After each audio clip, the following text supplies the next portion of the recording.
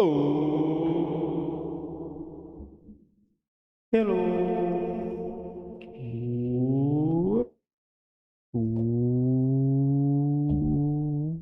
Oop, I forgot. Up.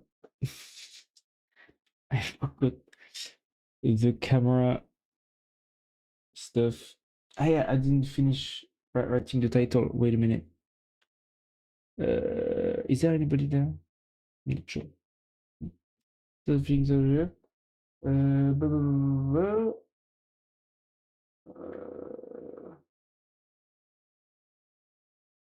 blah. VC funding, VC new, and vulnerabilities in Gemini again. Really? Wait. Yeah.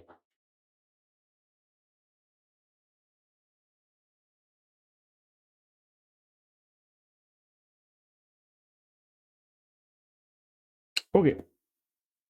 Okay.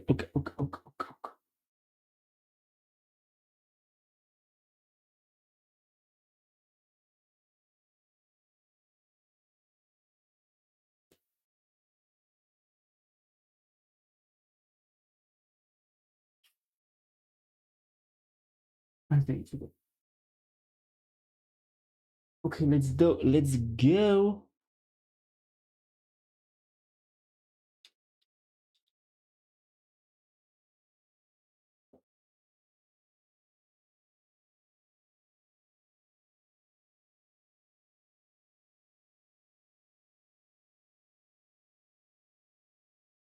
Into the new.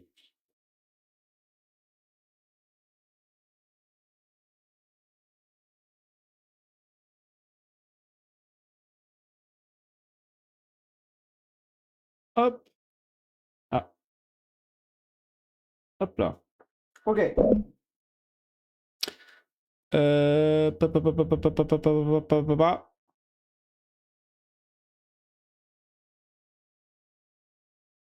First news. Ralph. I need to look at this. That's why I wanted to check this. People are talking about Ralph. Oh no, I'm not going to be able to read this. Ralph will be cloud code, how people are using it effectively. What about this?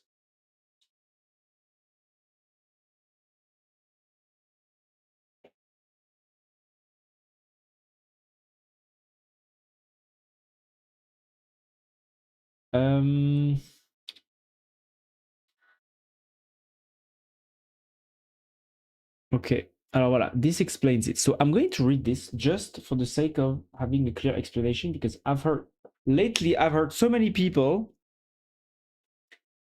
talking about so many things. People have been using beats. People have been using, I mean, Gastown, I guess, is not meant to be used, but people have been talking at least about Gastown.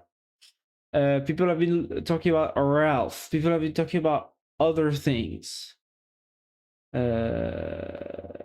I don't remember the other ones, but yeah, Ralph, Beads, Gastown. That's the one that I've been seeing on Twitter lately. So it's like agentic tools, agent like stuff that allow you to have long agentic sessions, longer than you would by just using Cloud Code or Codex or Gemini CLI or whatever. There is an aspect of like self-looping. So let's dive into this. Introduction. Ralph Loop, the plugin that runs Cloud Code autonomously. I also, before I'm about to release the clips, it's just that this afternoon, well, of course, you don't care, right? Because the clips are going to be thrown into the algorithm for other people to see potentially. But just as a, information of where I'm at. I've been working like I wanted to publish the clips this afternoon, but it turns out Blender needed some more functionality. So I basically created a bunch of add-ons for Blender to edit my videos. I've added a captions add-on, a silence cutter add-on, a multi transform add-on, because unfortunately in Blender you can only transform one strip at a time, which is a bit annoying when you want to do, you know, lots of them at the same time. So I created a bunch of add-ons, and the more I did, I wanted, the more I needed some. So yeah, I have 5 add-ons now, and I've been doing this all afternoon. But tomorrow, or maybe later tonight, I'm going to publish those clips, at least the first one, and then I hope more, because I still have to catch up on all my streams that are on the stream channel that I've not, you know, produced clips, and I want to produce at least 1 to 2 clips, ideally 3 per stream, published on social media. I mean, not social media, on YouTube, maybe TikTok. I guess I'll try stuff like that. But yeah, let's get back to Ralph though. Ralph Loop, the plugin that runs Cloud Code autonomously. Introduction. If you've been active in AI development communities lately, you've probably noticed a peculiar name popping up everywhere, Ralph Loop, formerly known as Ralph Wiggum, named after the Simpson character. What started as a clever bash script by developer Geoffrey Huntley has become one of the most talked about techniques in the AI coding space. Developers are sharing stories of waking up to completed projects, running migrations overnight, and shipping the features while asleep. What exactly is Ralph Loop? How does it work? Should you be using it? This article breaks down everything you need to know about this trending plugin, from installation to best practices, so you can decide if it's the right tool for your development or workflow. What is Ralph Loop? Ralph Loop is a plugin for Cloud Code, Anthropic's command-line AI coding assistant. Ah, okay. Now that's very more specific, because I thought it was just a literal shell script, but okay, you plug it into Cloud Code. I'm wondering, is it, so I guess it's not compatible with like Codex or OpenCode, something? I guess some people might have converted the code already, especially if it's open source. I'm not sure if it's open source. I guess it's open source. Yeah? That transforms it into an autonomous agent capable of working on tasks for hours or even days without human intervention. Whoa. I can only imagine the amount of tokens being burned here. The core concept is deceptively simple. It's a loop that keeps running Claude until your task is complete. Yeah, simple. Here's the key difference between regular Claude Code and Ralph Loop aspects. Alors, in terms of completion, regular Claude Code stops when it feels done. With the Ralph Loop, it stops only when success criteria are met. Duration, minutes per session, and with Ralph Loop, hours or days continuously. Yeah. Verification, manual checking required. Yeah. With Ralph Loop, self-verifying against your criteria. Aspect, human involvement. So with Cloud Code, interactive, back and forth, yeah, between you. And with Ralph Loop, set it and check back later. Think of it this way: a regular Cloud Code resembles a conversation with a developer. Ralph Loop resembles giving a developer a detailed spec and returning when they've finished everything. Okay? How does Ralph Loop work? At its heart, Ralph Loop is philosophically straightforward. It's a bash while loop, the original technique by Geoffrey Huntley, distilled to just a few lines. Okay. So while do cat prompt to pipe into Claude and done. Okay. So you just pipe the prompt into Claude, and yeah, because I guess when Claude is done, it outputs the result, but since it's a while, we'll continue. Done. Does it ask Claude to output? Well, let's continue reading. The official, because I'm like, I guess Claude needs to output something to break out of the shell loop, right? The official Anthropic plugin implements this through Claude Code's stop hook feature. Here's what happens under the hood. Ah, voilà. Okay. You invoke Ralph loop with prompt. Claude starts working on a task. Claude attempts to, so it starts working on task. Claude attempts to exit. Stop hooks intercepts the exit. Check success criteria met. No. Re-inject original prompt. Claude sees modified code base and start working on task again. If the success criteria is yes, is met, then loop terminates. Or max iteration reach, loop terminates. Okay. Yeah, I mean, it's very simple. So it's in a loop and it just checks. So is the success criteria programmatic, or is the AI judging if the success criteria is met? It's not clear.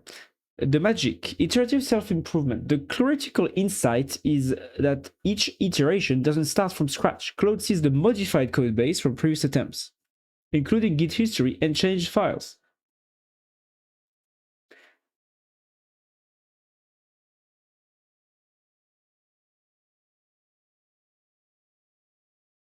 Including Git history and changed files. Yeah. So I guess in the prompt, it must have like some stuff like check the Git, check what happened before. This creates a self-correcting feedback loop. Claude makes changes, Claude reviews what it did, and Claude fixes issues from previous attempts, repeat until done. As Huntley puts it, it's better to fail predictably than succeed unpredictably.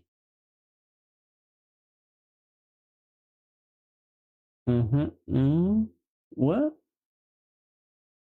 It's better to fail predictably than succeed unpredictably. What? How does that have to do with this loop? Fail predictably. I guess this loop, I guess, goes from the principle that Claude is going to fail. And so because it goes from this principle, it's predictable, right? That Claude is going to fail. And so it, re-ask Claude until it succeeds. I guess that's what it means here. Installation guide. Getting Ralph loop setup is straightforward. Claude Code installed and configures. An active Anthropic API subscription, recommended 100 per month tier or higher. A Git tracked project directory. Open Claude Code and run plugin install Ralph. That's it. The plugin is not ready to use. Windows user note, there's an undocumented GQ dependency I can break in Git bash. If you encounter issue, use WSL, yeah? The prompt structure, key to success. The quality of your prompt determines everything. Vague instructions lead to infinite loops or premature exits. Effective prompts require binary success criteria and explicit completion signal. Your prompt completion promise text max iteration. Example, building a REST API. Bad prompt, too vague. Build a to-do API, make it good. Good prompt. Build a REST API for to-dos with the following requirements. CRUD endpoints, create, read, update, delete. Input validation on all endpoints. Error handling with proper HTTP source code. Unit tests with more than 80% coverage. README with API documentation.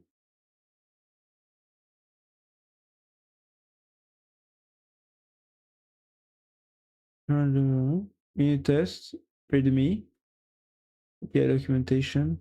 I hate these kinds of, 80% coverage. I mean, well, I guess it makes sense for big. It just doesn't make sense for my projects, solo projects. It makes sense for big companies. Yeah. It makes sense when several developers are interacting with the code base. Success criteria, as often, there are things that I will do myself personally in my projects that only make sense at my small scale, that don't make sense in a bigger scale, yeah? Of course. Success criteria, all endpoint, but the problem is that of course, often developers will judge you on if you practice the same kind of standard practices that they apply in big companies to judge if you're a good developer. And indeed, it makes sense, but the point is, I'm not a developer in a big company, so I don't do that, so I don't care. Well, the peculiarities of the software developer culture, I guess. Success criteria. Voilà, I guess that's the main important bit here. All endpoints return correct responses.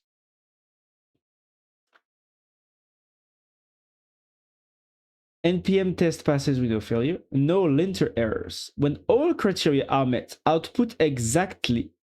Task complete. Yeah. Task complete. Completion. Wait, this is the command actually. So the completion promise, task complete, act iteration. Okay. Prompt best practices. Define a binary success criteria and do not use vague terms like good or clean. Set explicit completion signals. Assume Cloud Code knows when to stop. Yeah, you don't do that.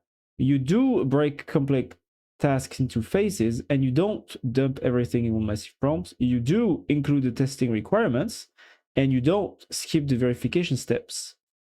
You do set reasonable iteration limits and you don't run without max iteration. Real world results. What developers are shipping.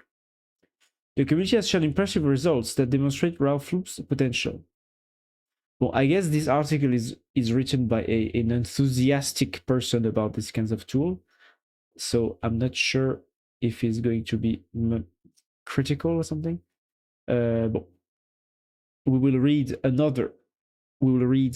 the agent psychosis article just after. Or I guess I will summarize it because it's interesting to have a more critical point of view on these kinds of tools. Cursed programming language. Geoffrey Huntley ran Ralph for 3 months continuously. Oh, damn. Building a complete programming language with an LLVM compiler that produces binaries for macOS, Linux, and Windows. This language didn't exist in any LLM training data. Interesting. Y Combinator Hackathon. Teams shipped 6 complete repositories overnight for approximately 297 total in API costs. Wow. But what did they ship though? One developer migrated the codebase from React 16 to 19 in 14 hours, 14-hour autonomous session without human intervention. Damn. Is migrating React that annoying? Damn. Like 4 versions don't seem like crazy to me. I mean, well, I don't know. Maybe it was like 6 years ago or something. Because the React was created in what, 2012? Yeah, I guess it was a few years away. A few years ago, V16. Test optimization. A developer refactored integration test, reducing runtime from 4 minutes to 2 seconds.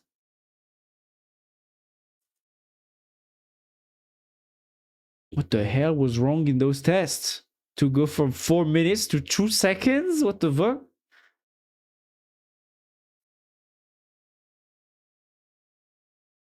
Okay. Something funny must have been in. I'm sure there was like probably 1 or 2 things that took like 80% of the time, right? Because like, okay. When to use Ralph Loop and when not to. Ralph Loop is powerful, but it's not the right tool for every situation. Ralph Loop excels at large refactors, framework migrations, code modernization, test coverage expansion, writing tests for existing code, greenfield projects, building new features with clear specifications, batch operations, repetitive changes across many files.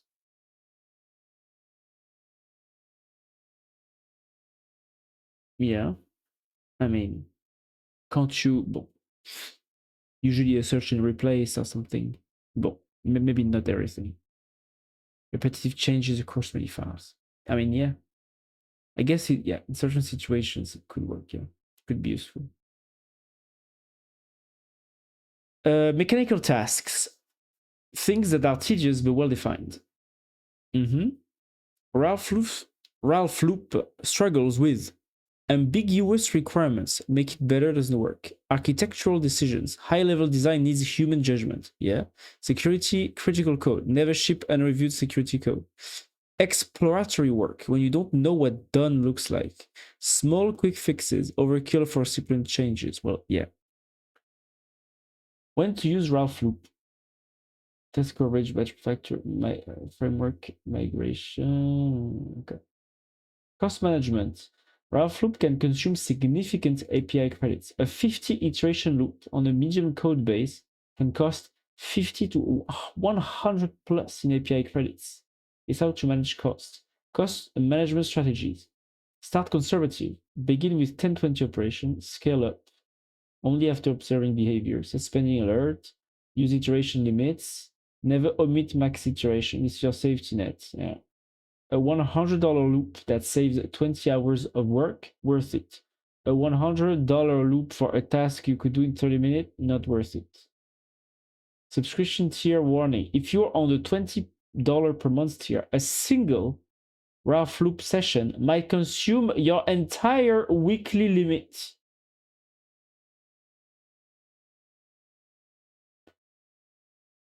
Yeah.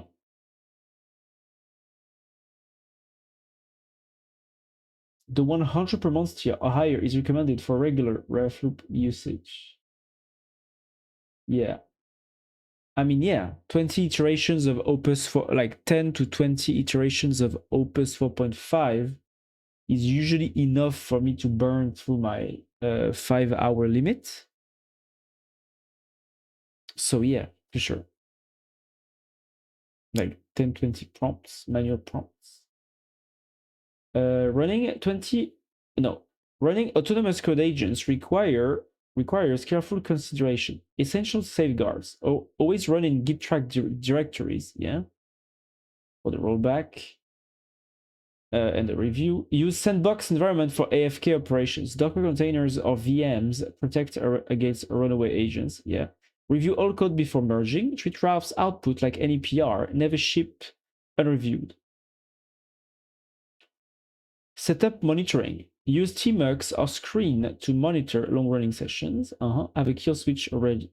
/ cancel Ralph or Ctrl-C to stop immediately. The dangerously skip permissions flag. This flag is often required for effective operations, granting full terminal control. Security-conscious teams should run Ralph in isolated environment, treat all output as untrusted until reviewed, and never run on production systems directly. Yeah. Getting started, ready to try it, is a beginner-friendly first task. Create a simple utility library. Okay. Create a JavaScript utility library with the following functions. Hello, just do it. Hello, this is Just Do It reporting for duty for today's stream. The Baguette Army is ready to serve you, Mr. President. Bonjour, ici Just Do It, prêt pour le stream d'aujourd'hui. L'armée de Baguette est à votre servir, Monsieur le Président. Very nice. Merci beaucoup. Just Do It. How about you today? How about you on this very day? Very cool. I'm waiting for my Baguette Army to, watch the tech news with me, of course. Requirement. Use ESCs, use ESD, create unit tests, and when complete, output done. Yeah, okay. I'm talking about Ralph. Have you seen Ralph on Twitter, on X? People have been talking about Ralph. How is you? Yeah, I'm good. I'm good doing the tech news. Conclusion. Ralph Loop represents a significant shift in how we interact with AI coding assistants. By moving from interactive prompting to specification-driven autonomous development, it unlocks new possibilities for productivity, shipping code while you sleep, handling tedious migration automatically, and scaling your development capacity. But it's not magic. Successful Ralph loop requires clear binary success criteria in your prompts.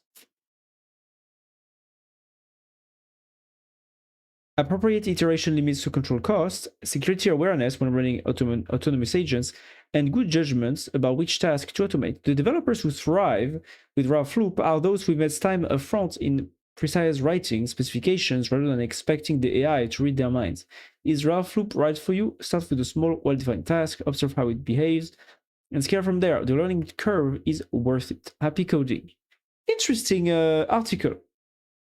Interesting article. Oh, I'm not going to log in your blog. What is this then? I don't even know. Yeah. Good article. Very simple, straight to the point. So I guess, you know, among the many like agentic tools that I've been seeing on Twitter lately, like Beats, Gastown, and Ralph Loop, I guess Ralph Loop might be the most promising in that it's very simple, it's very minimalist. And so,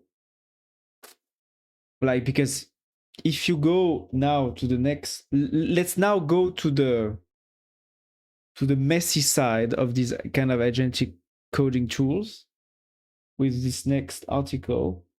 It's by Armin Ronacher, the maker of Flask. He has written a very nice article here that I'm not going to read. I think I'm just going to summarize it a little bit. Hello Yannick, how are you? Hello.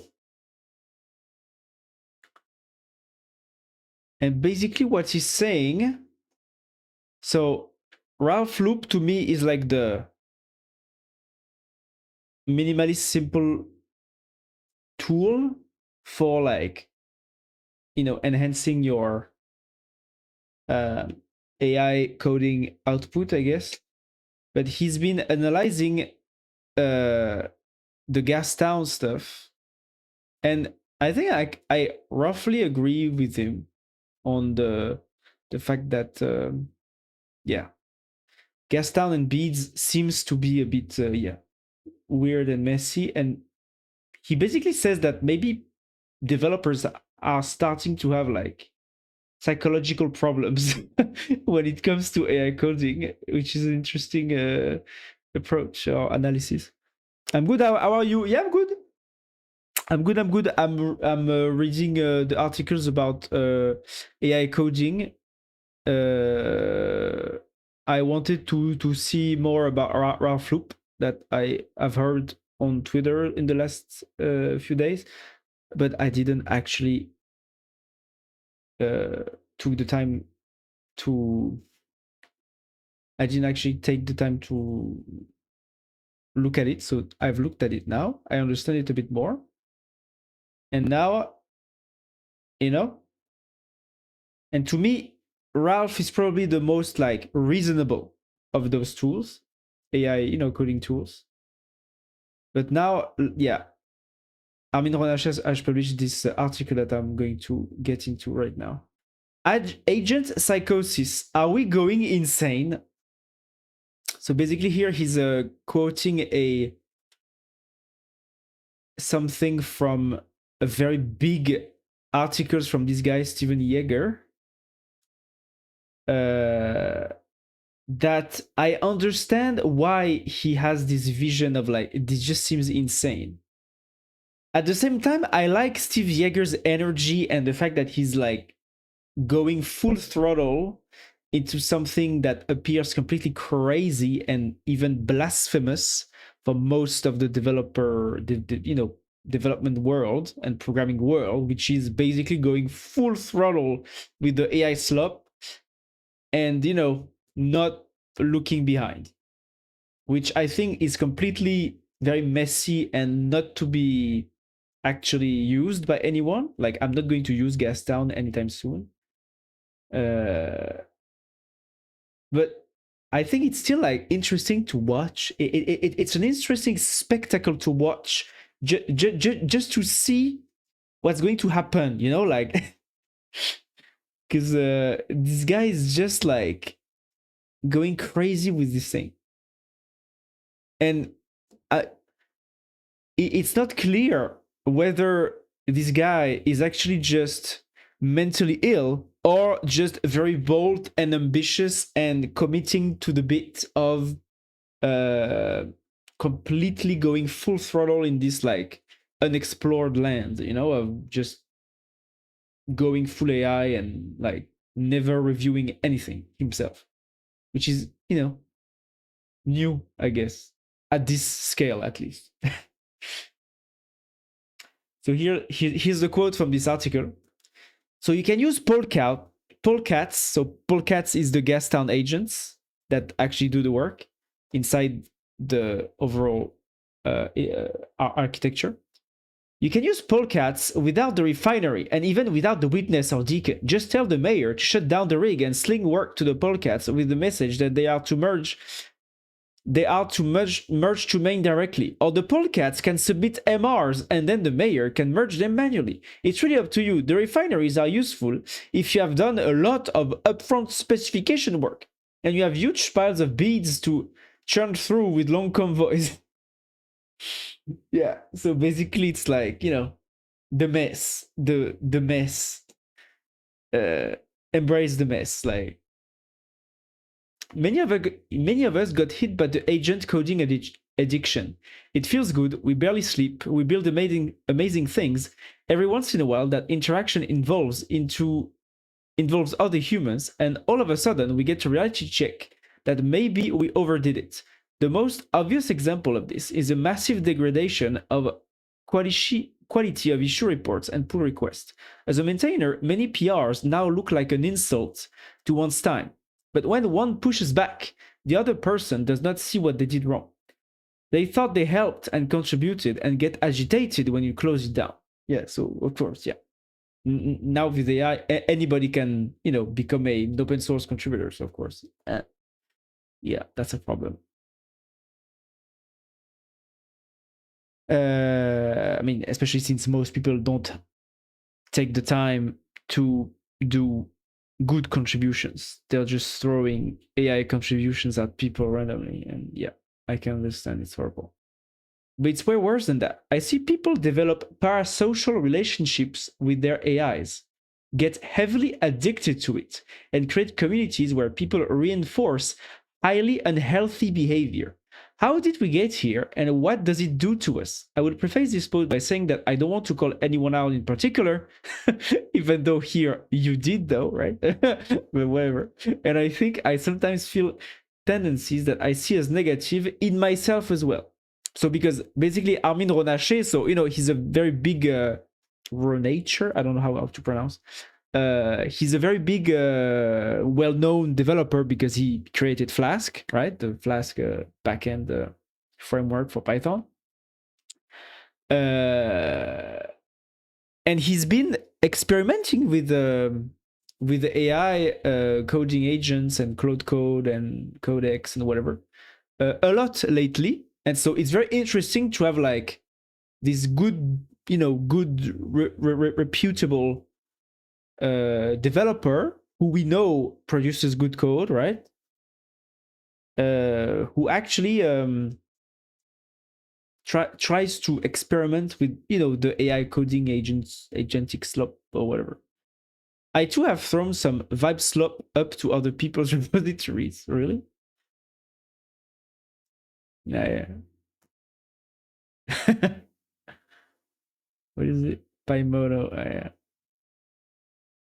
By the way, what is Py? AI agent tool coding agency like unified LLM. Py tools for building AI agents and managing and deployment. Okay. So, well, what he's explaining here is that, bon, maybe I'm going to read it. It's not that long, actually. Maybe I'm going to read it. Our little demons. In his dark materials, every human has a daimon, a companion that is an externally visible manifestation of their soul. It lives alongside as an animal, but it talks, thinks, acts independently. I'm starting to relate our relationship with agents that have memory to those little creatures. We become dependent on them, and separation from them is painful and takes away from our newfound identity. We're relying on these little companions to validate us and to collaborate with. But it's not a genuine collaboration like between humans. It's one that is completely driven by us, and the AI is just there for the ride. We can trick it to reinforce our ideas and impulses, and we act through this AI. Some people who have not programmed before now wield tremendous powers. But all those powers are gone when their subscription hits the rate limit and their little demon goes to sleep. Monsieur le Président, l'armée des baguettes en a assez de vos bavardages. Une révolution va bientôt éclater pour destituer, abolir vos lois et vos blabla. Vous devez agir. Too bad I'm continuing to read. Then, when we throw up a PR or issue to someone else, that contribution is the result of this pseudo collaboration with the machine. When I see an AI pull request come in or on another repository, I cannot tell how someone created it. I can usually, after a while, tell when it was prompted in a way that is fundamentally different from how I do it. Yet it takes minutes to figure this out. I have seen some coding sessions from others, and it's often done with clarity, but using slang that someone has come up with, most of all, by completely forcing the AI down a path without any real critical thinking. That's the problem, right? Like, developers using the AI without critical thinking and, just indulging into the dopaminergic, loop. I'm good. How about you? Comment? Are you comment? Sorry. It's because you used two commands too close. Sorry. Fish. Yeah, it's a fish. Oh my god, it's very loud. Fuck. It's very loud. And I can't lower the sound right now. Well, too bad. It's going to be loud. Okay.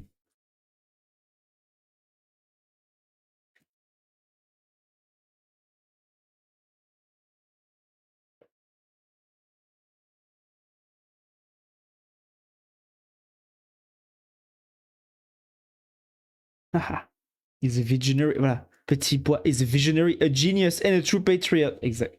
So right. That's exactly right.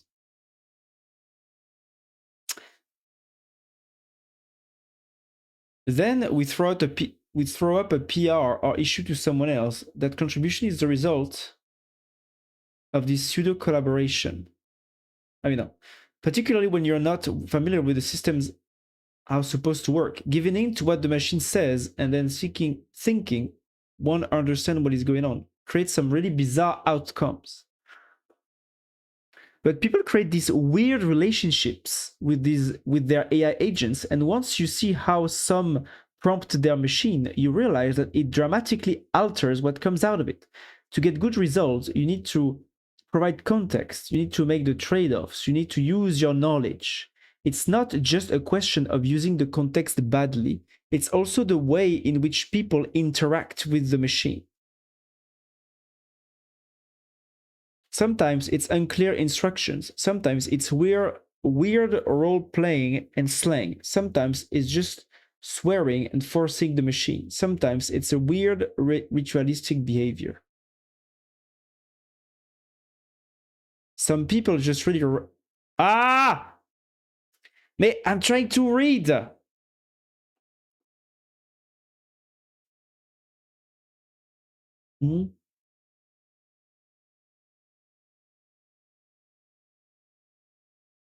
I'm trying to read. Just do it. Let me read, please. Sometimes it's unclear instructions. Sometimes it's a weird role-playing and slang. Sometimes just swearing for. Sometimes it's a weird ritualistic behavior. Some people just really ram the agents straight towards the most narrow of all paths towards a badly defined goal with little concern about the health of the code base. Yeah, addicted to prompts. I guess he's just going to yap more about this, right? There's just one area. Ah, voilà. This is where I think is interesting.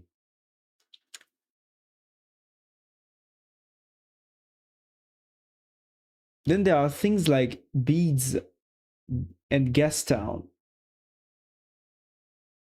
Steve Yeager's agentic coding tools, which are the complete celebration of slop loops. Yeah, true. This is man. He's not like denying that. You know, in Steve Yeager's approach, he really says that he like it's crazy. You know. Ah,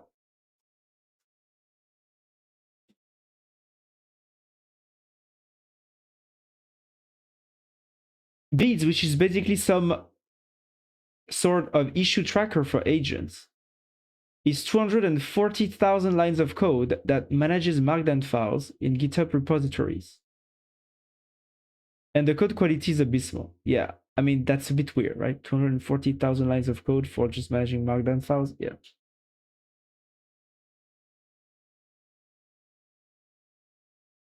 There appears to be some competition in place to run as many of these agents in parallel, with almost no quality control in some circles, and to then use agents to try to create documentation artifacts to regain some confidence of what is actually going on. Except those documents themselves read like slop. Yeah. Looking at Gastown and Beads from the outside, it looks like a Mad Max cult. What are podcasts, refineries, mayors, beats, convoys doing in an agentic coding system? If the maintainer is in the loop and the whole community is in on this mad ride, then everyone and their demon just throw more slop up. As an external observer, the whole project looks like an insane psychosis or a complete mad art project. Except it's real, or is it not? Apparently, a reason for slowdown in Gastown is contention on figuring out the version of beads which takes 7 sub-process spawns, or using the doctor commands times out completely. Beads keeps growing and growing complexity, and people who are using it are realizing that it's almost impossible to uninstall. I have heard that.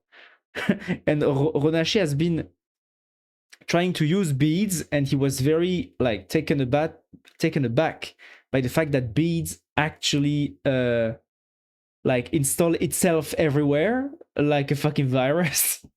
And it's very weird and not a vibe. So it's interesting, and they might not even work well together, even though one apparently depends on the other. I don't want to pick on Gastown or these projects, but they are just the most visible examples of this in-group behavior right now.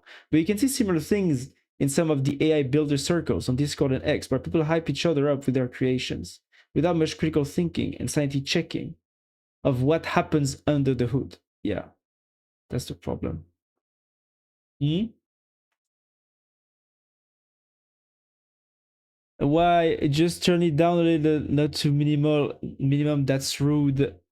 I do what I want. You annoy me, I annoy you. Just do it.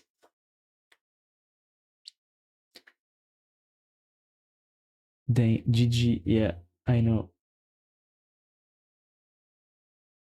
Is agent psychosis real? What really makes me? Am I something? Am I missing something here? Is this where we are going? Am I just not ready for this new world? Are we all collectively getting insane? I guess some are, right? Because it feels like lots of these tools, I think, are mainly used by like sometimes non-coders, right? Like non-people who don't care much about the coding, they care about the automation and they don't want to learn, right? And so of course that creates a very weird, Mad Max cult that is in a way very similar to I think, I mean, it makes me think that it's very similar to the crypto bro culture, where like lots of people are just, throwing, their cultish behavior to prop up something that they think is great. Well, for the crypto bros, it's for profit and speculation. But here, I guess, is just a more purist form of that. You know, it's just excitement for like new tech, I guess. But yeah, since these people don't know and don't care to know much about how programming actually works, I guess it creates this weird culture, I guess, that I guess even though Armin Ronacher, you know, he's probably interested by where these kinds of tools are going, but at the same time he's a bit, and I can understand him, you know, very surprised and worried by what the kind of culture these kinds of tools can generate, especially with the Mad Max cultists around these AI tools. Interesting. F, yeah. Look, you know, just do it. This is now the tech. Like I'm doing like 1 hour, 1 hour and a half of tech news now. So basically, I'm just going to talk a lot, and I don't have time to interact as much as I usually do when I'm chilling, right? So it's like 1 hour, 1 hour and a half of tech news where I read a lot for every subject, and then I will go into chill coding, and then it's more chill. Okay, but right now I'm not in chill mode. I need to talk about subjects, okay? And the objective is I'm going to try to make YouTube videos or clips based on what I'm talking here to post to YouTube and TikTok, and you know, so I need to actually talk about my subject here. So yeah, sorry if I don't interact the same way I usually do. Okay. Next topic. I think it's the same. Why it doesn't work? Ah, it doesn't work? Ah, yes, stop.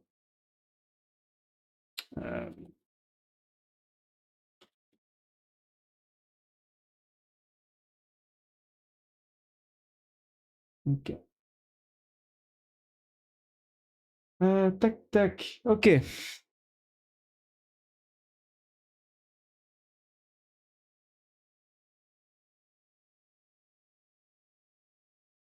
Then things I learned from burning myself, I guess, is the same thing, right? I wanted to just have a little bit of a software power tools. AI agents may make people busier than ever before.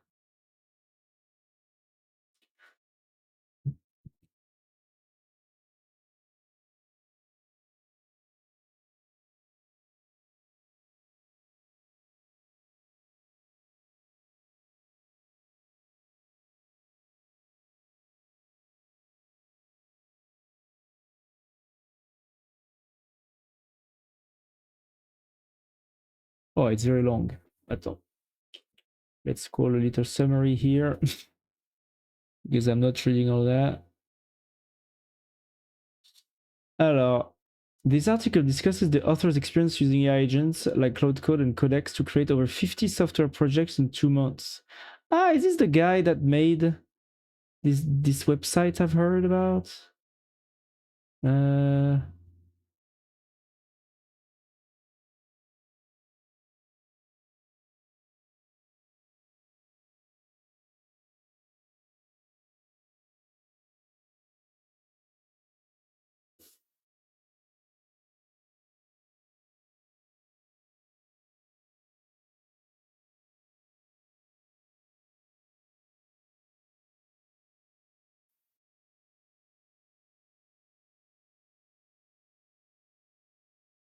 Humans in necessity. AI tools amplify human creativity and knowledge, but can't replace human judgment, domain expertise, or project management skills. Yeah.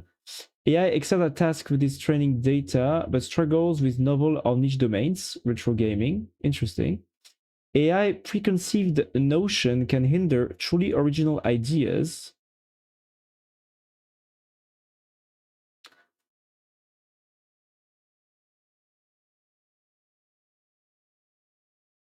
Requiring careful prompting and context management. Feature creep. AI enables rapid prototyping but can lead to unfinished or buggy projects due to endless feature addition. AGI not here yet. Current AI lacks general intelligence, permanent learning, or deep semantic connections like humans. Productivity paradox. AI tools may increase a workload rather than reduce it. As humans must guide and refine AI outputs. I mean, it's true, but at the same time, the way the AI can redux, fix itself also is way faster than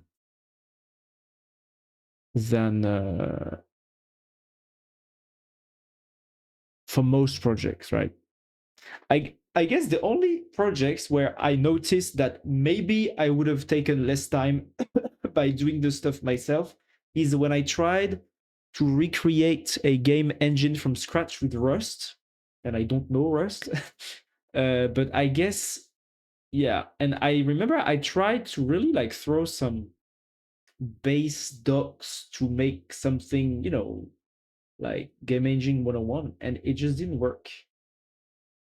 It just didn't work. Um,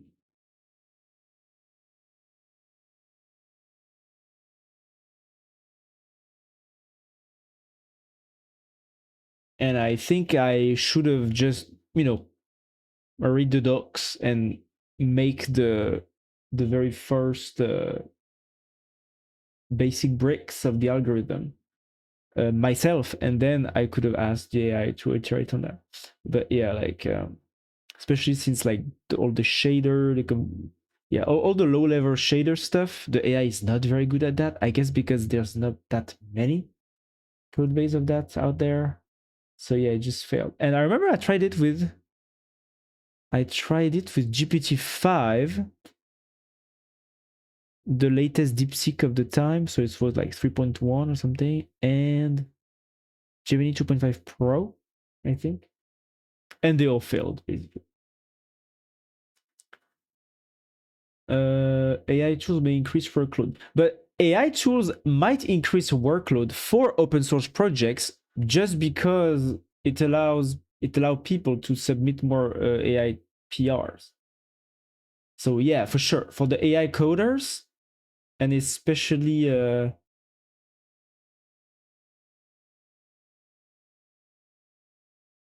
yeah, for the open source maintainers, it definitely increases workload. In terms of like big companies, does AI increase the workload? Maybe, but at the same time, it also increases the productivity. And I guess for the solo developers, the increase is the biggest, right? The productivity increase is the biggest for the solo developers, to me. As humans must guide and refine AI outputs. Yeah. Especially when you are receiving the code, it's the most annoying. Social impact. AI speed and accessibility will flood markets and content, requiring new ways to evaluate quality and originality.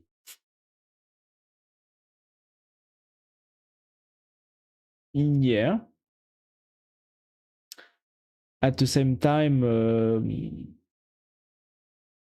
like appreciating something created by AI is not illegal, right? Like as long as something produced fits somebody's needs, like it's okay.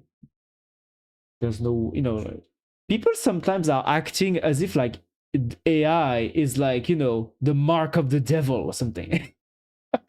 It's not, huh? It's just a tool. It's just a tool to, that we can use to offer uh, things to other humans. Like, it's just a tool. Let's not get out of, yeah.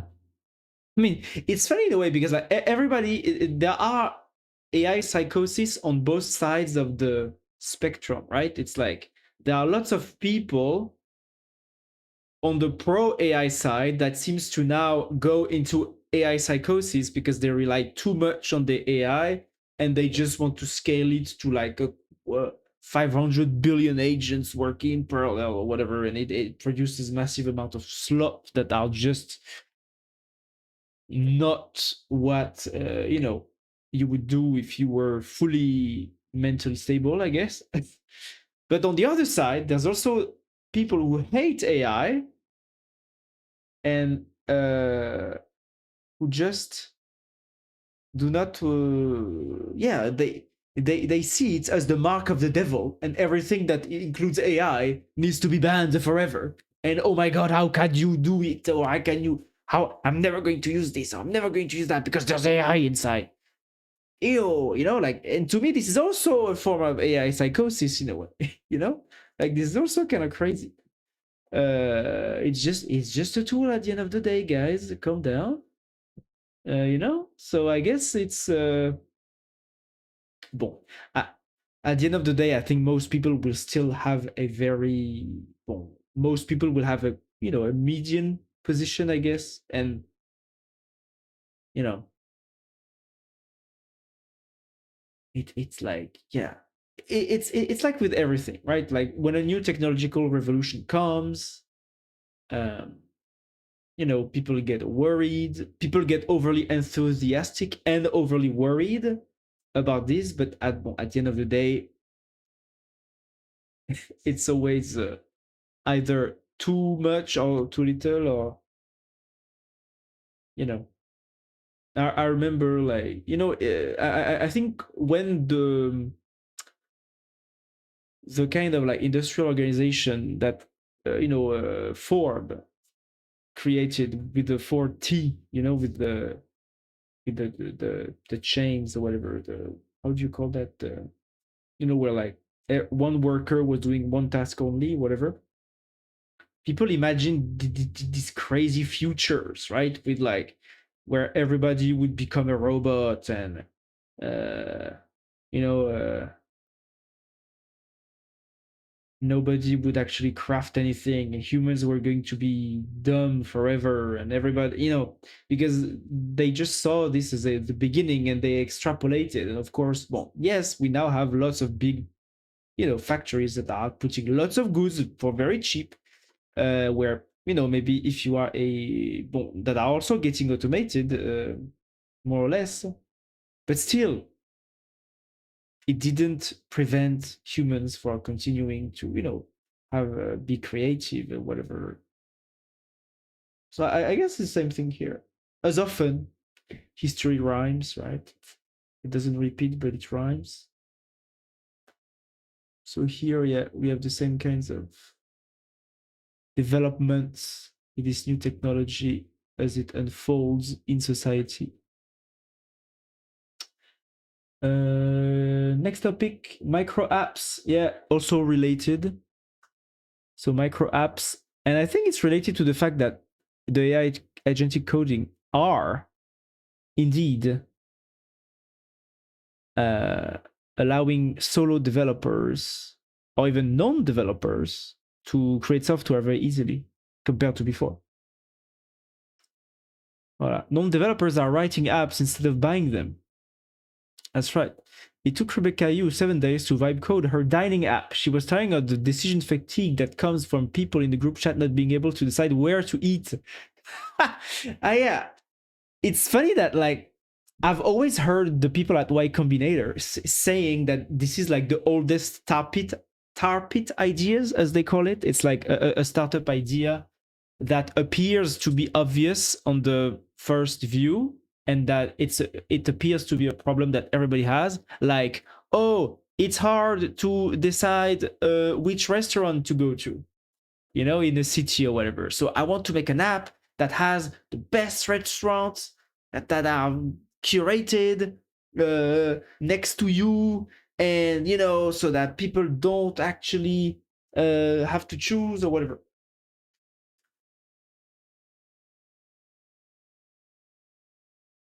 So it's funny that this old, like, you know, 20-year-old startup idea, tar pit, in Y Combinator they call it a tar pit idea, because it's one of those ideas that seem good at the first look, but actually there's a big reason why nobody actually solved it in a good way. It's because it's just hard, and humans are messy. Basically, it's one of those one of those reasons usually. Uh, so it's funny that this girl, this woman, solved this problem by vibe coding. It's funny. Um, Armed with determination, Claude and ChatGPT, you decided to just build a dining app from scratch, one that would recommend restaurants to her and her friends based on their shared interests. Once vibe coding apps emerged, I started hearing about people with no tech background successfully building their own apps. Their own apps. She totally crushed. When I had a week off before school started, I decided it was the perfect time to finally build my application. So she created the web app Where to Eat to help her and her friends to find a place. You is part of the growing trend of people who, due to rapid advancements and AI technology, can easily build their own apps for personal use. Most are coding web applications, though there are also increasingly vibe coding mobile apps intended to run only on their own personal phones and devices. Some who are already registered as Apple developers are leaving their personal apps in beta on test flight.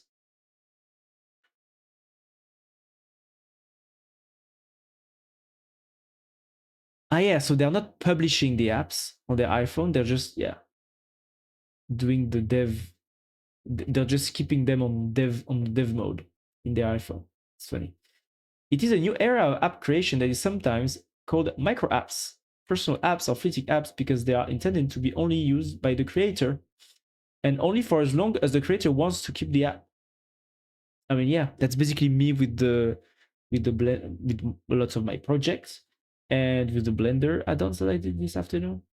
I mean, yeah, Control Kai is even a bit like this too. It's like it's an app that mostly I use. It is a new era of app creation that is sometimes called micro apps. They are not intended for wide distribution or sale. For example, founder Joel Diamant told TechCrunch that he built a fleeting web gaming app for his family to play over the holidays and simply shut it down once the vacation was over. Then there's Shamila Benkia, a partner at Dawn Capital, who is building a podcast translation web app for personal use. Interestingly enough, Daryl Etherington, a former TechCrunch writer, now a vice president at SBS Comms, is also building his own personal podcast translation app. A lot of people I know are using Cloud Code, Replit, Bolt, and Lovable to build apps for specific use cases. One artist told TechCrunch that he built a Vice tracker for himself to see how many hookahs and drinks he was consuming each weekend.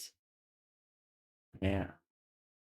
Even professional developers are vibe coding personal apps. Software engineer James Vaughn told TechCrunch he built a web app planning tool to help with his cooking hobby.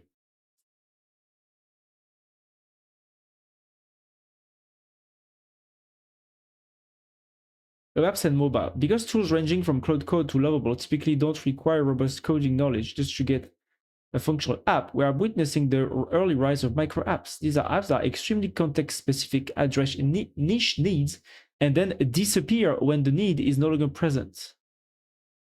It's similar to how trends on social media appear and then fade away. Interesting. But now it's software itself. You said she now has 6 more ideas she wants to code. It's really exciting to be alive right now. I mean, yeah.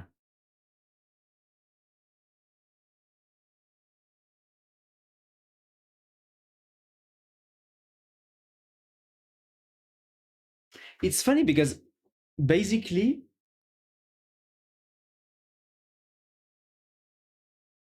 what are going to distinguish the people like me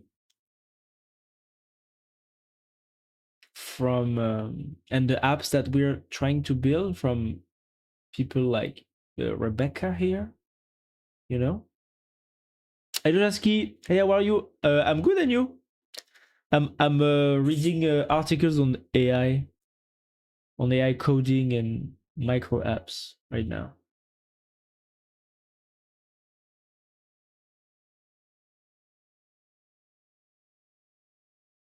And you, how are you?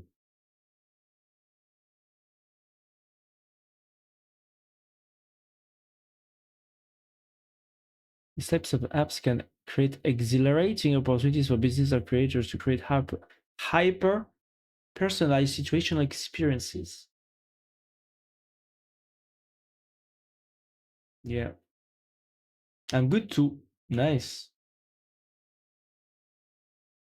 You know, I was thinking about like, because on this article, basically, it's talking about like how, you know, this known coder, Rebecca Yu, created like lots of apps, you know, with the Lovable and all these, you know, Cloud Code, Replit, Bold, Lovable. And she's basically like creating apps for herself, and she's not publishing the apps, she's creating the apps with you know, all these tools, and she's just keeping the app in dev mode on her iPhone, and she just uses them for her own personal needs, you know. And so that's funny. It's kind of I guess we all expected that to happen, right? But it's funny to have it formalized like this, and it made me think about like,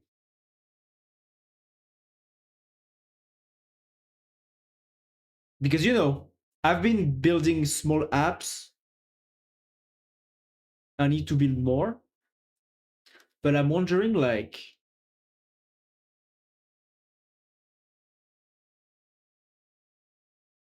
is it going to replace me?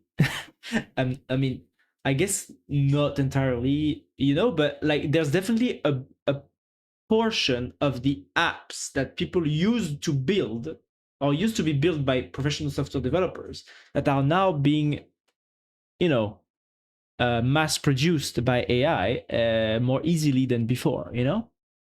And so it's interesting to see like, I'm wondering how will the software development market and the, you know, the app market will look like 5-10 years from now, you know?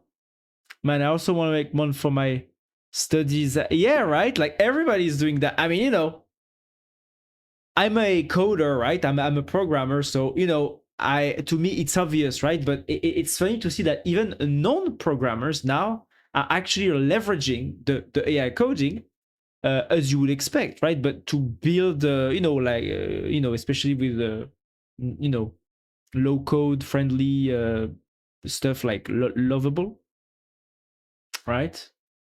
And they're just leveraging that, and so you know, to build their own little app that is just very niche and suited to their needs. And so that's interesting. And they don't need the, you know, like before, or even I would say like 6 months to a year ago, I think the AI models were not actually that good enough to make an app, a true fully functional app from scratch, because they were still, you know, not smart enough to allow a non-programmer to do it like from A to Z. Now I feel like the models are actually smart enough to allow, you know, A to Z development of apps by non-coders, you know. But that's interesting, you know. And I guess it's going to become more and more like this. To be honest, I would want to use an app like I would want to use an app like Play Store, which uses AI to create the app I want, not what already exists. Yeah, I mean, because sometimes it's so frustrating that you want an app that does stuff for you but doesn't exist. Yeah, I mean, I'm wondering if she said exactly what she used. Oh, Rebecca Yu with Claude and ChatGPT just to build a dining app from scratch. How I built my first app without writing code. After 290 iterations in V0, I finally built an app that solved the problem I had for 4 years, group restaurant decisions. And also, this is just so funny because to me, this is typically the kind of app that Y Combinator, you know, like the startup incubator, have said for the longest time that this is possibly the worst kind of idea because this is a tar pit idea.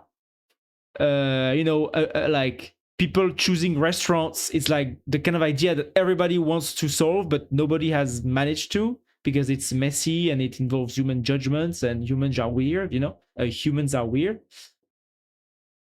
And it's funny that she uses that just to solve one of these, as Y Combinator called them, tar pit idea. It's an idea that seems good at first look, but then if you get into it, you get, just you get killed by the tar pit, basically.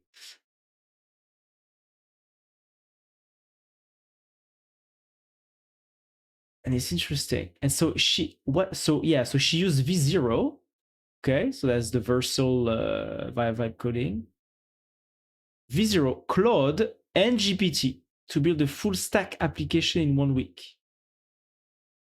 That's funny.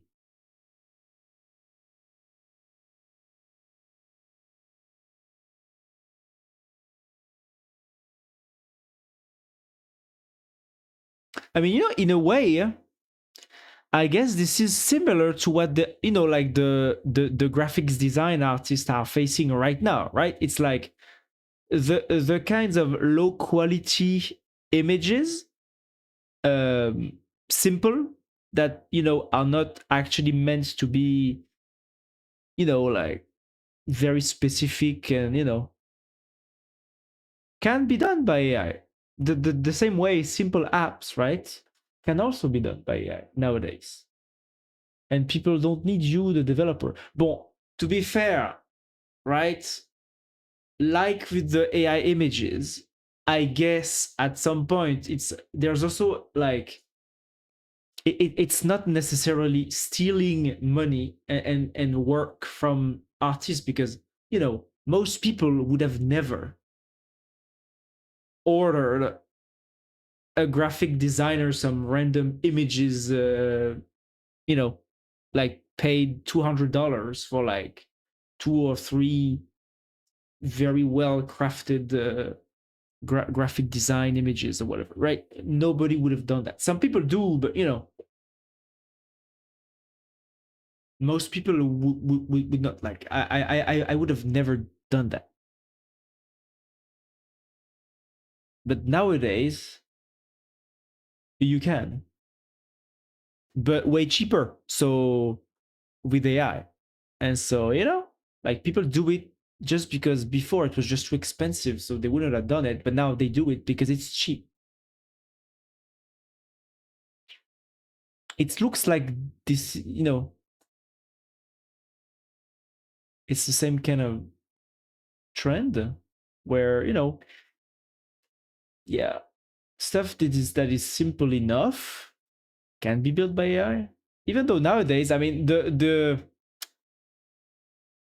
thing that's a bit funny is that the more time passes, the more the AI models become better, and the more they can actually handle lots of complexity. So when will this stop? Probably never.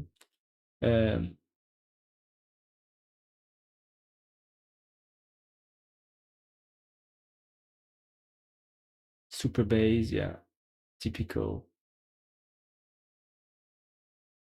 Vercel, super base, lovable, V0, bolt. Yeah. Well, at the same time, I think she probably spent some money here, right? $50 limit. It stops at 50. I'm wondering how much money she spent. I'm working with Google Cloud's 300 free tier. $300 free tier.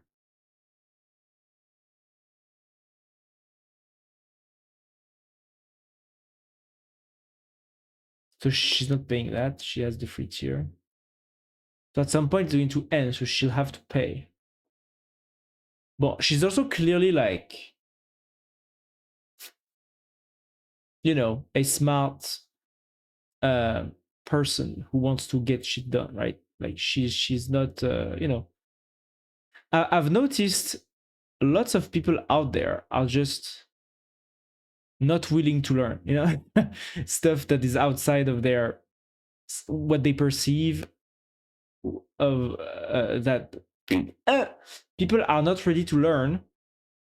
A lot of people are sometimes not ready to learn what seems to them as outside their, skills or outside their initial education, like people have been educated in, I don't know, accountability or being a teacher, in some area, and anything that goes outside of that, oh, I'm not going to work to learn. I can't do this. I'm not a specialist. I'm not an expert. I can't do it. Even though sometimes it's very easy, like even when like I was doing some activism when I was younger, I was always surprised by like how there was this guy in our group, because we organized events or whatever, and so basically our yeah, there was always this guy in our group that when we needed to do like to use Photoshop to create a visual to post on social media, to print or something like this, oh, he was always like, oh, I can't do it, I don't know how to do it, I can't do it, you need to ask this guy, he knows how to use this software. Oh, I can't. For this one, oh, for the video or for the image, oh, for the visual, we need to ask this guy, you know? And I always thought myself when I hear him, why can't he learn this? Like Photoshop takes literally an afternoon to learn the basics, you know? Are you that lazy? And it's just, I feel like I don't know, he was just, a, he had like a block, a psychological block, when he said to himself, "No, I can't do it. I'm not qualified." Yeah, it seems like something like this, as if the guy that used Photoshop to make our visuals, or even me after when I learned Photoshop, when I decided to learn to make those visuals too. I was not qualified. This other guy was not qualified. Hello, Gonkal, how are you? Yeah, I'm good.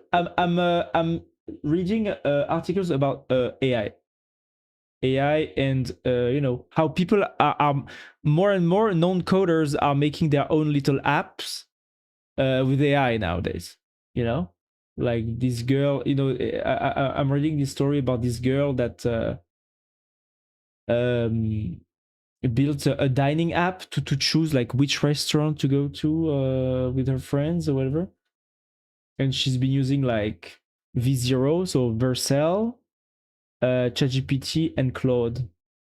And how the article is about how lots of people are starting to do that, and they're not coders and not developers, So it's a very similar trend compared to what the artist, the graphics artist, or the went through when Stable Diffusion came about a few years ago. Yeah, it's very similar to this. Like there's a lot of small scale stuff that can be done by AI. Especially since so what is funny, I think, is that most of these apps that people are making, it's fully for their own little needs, right? They don't actually publish them on the App Store. They usually keep it in dev mode, so only them are using the app. It's funny. Good, just finished my guitar class and arrived home. Ah, very nice. Did you take the guitar class or did you give the guitar class?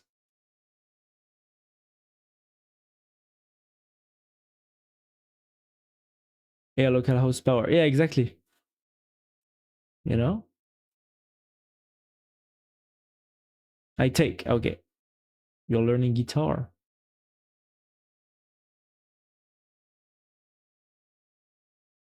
Like classic, like how do you say, acoustic guitar or electric guitar?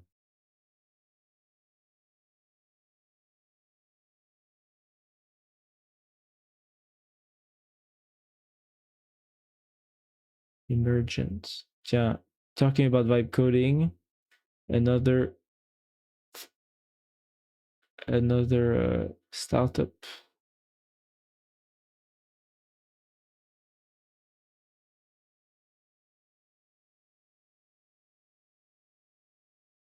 Are there like make app for iPhone? Lovable? Maybe Lovable can do that? Can Lovable do that? iOS App Store. Private teacher electric guitar, but the bass is similar between acoustic and electric. Okay. Okay, nice. Very cool. How long have you been taking courses? I know some stuff, but I'm improving. Very cool. I've just started using global preference question, but I asked Lovable on the Twitter, not received a response back yet. Is it possible to create iOS apps on the Lovable platform? I wanted a tool like this, so my friend seemed to make one. It's called Apacella.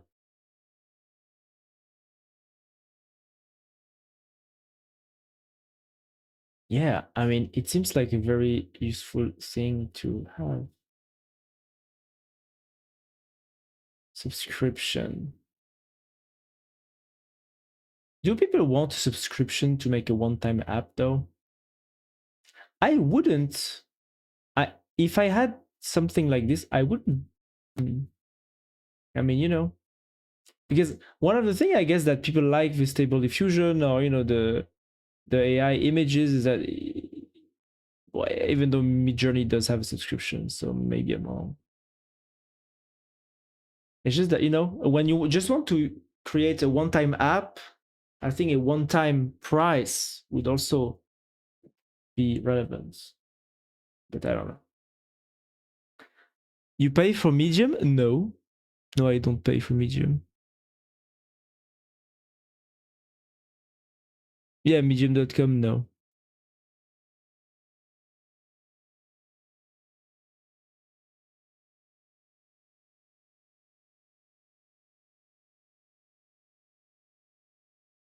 So interesting. And I've just been thinking, like, how is the app market going to look like? The app, the software, just market going to look like in like 5 or 10 years? Because I guess this trend is going to go up, right? More people are going to make their own apps with these tools. But I guess when they do need a really solid and just shared experience with other people, they would go to the big apps, basically, are made by professionals. The other day you were in Medium and you could read. I have articles blocked. Why? Yeah, it's because Medium has a weird paywall system. Basically, I think some articles are paywalled.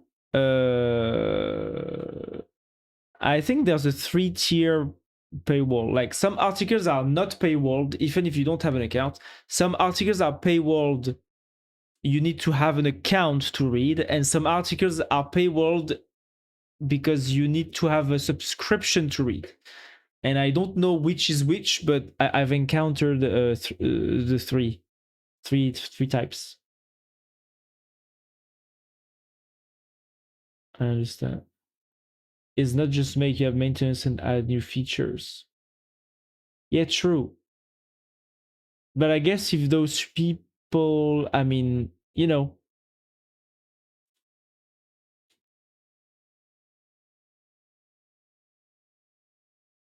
yeah. I mean, I guess at some point,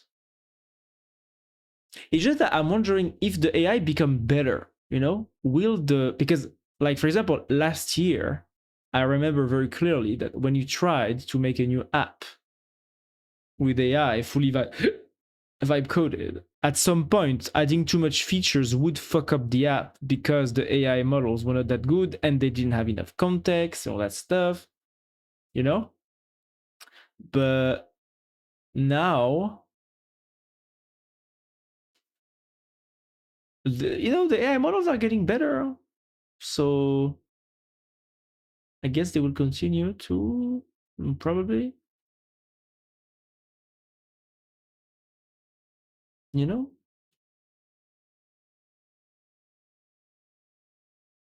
I mean, I guess it would be similar to the graphics artist or whatever, the visual artist, right? Like they will still be hired just for the most complex stuff, basically that cannot be done by AI.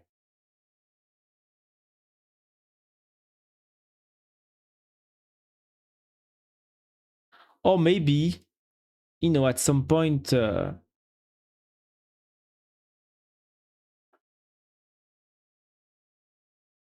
people will just hire. I mean, yeah, people who are specialized or for the most complex apps, the big ass gigantic millions of lines of code, corporate code bases, you do want a professional developer there. Or the small apps, to create something quick, I guess you don't need that anymore. Yeah. Why would you pay for Medium? Medium has good articles. It's $5 a month, I think. Yeah, true. But I've also noticed sometimes on some articles, not on others, on some articles, I can access the article if I go in a private window, and I go into the article again. Because I guess Medium might store some cookies on the browser, and so when you go into private, it erases the cookies, and you can read like the 3 max articles, free articles, I guess, on Medium, probably something like this. Yeah, I feel like you could get better articles from a real newspaper for free, and also some are written by AI and others are just straight up stolen. For Medium, yeah, but it's just that I guess Medium is good because they often, I mean, I've often stumbled upon good tutorial Medium articles, like, and sometimes they were paywalled, sometimes not. Like, for example, on Medium there is something like there's a category about data something. I don't remember.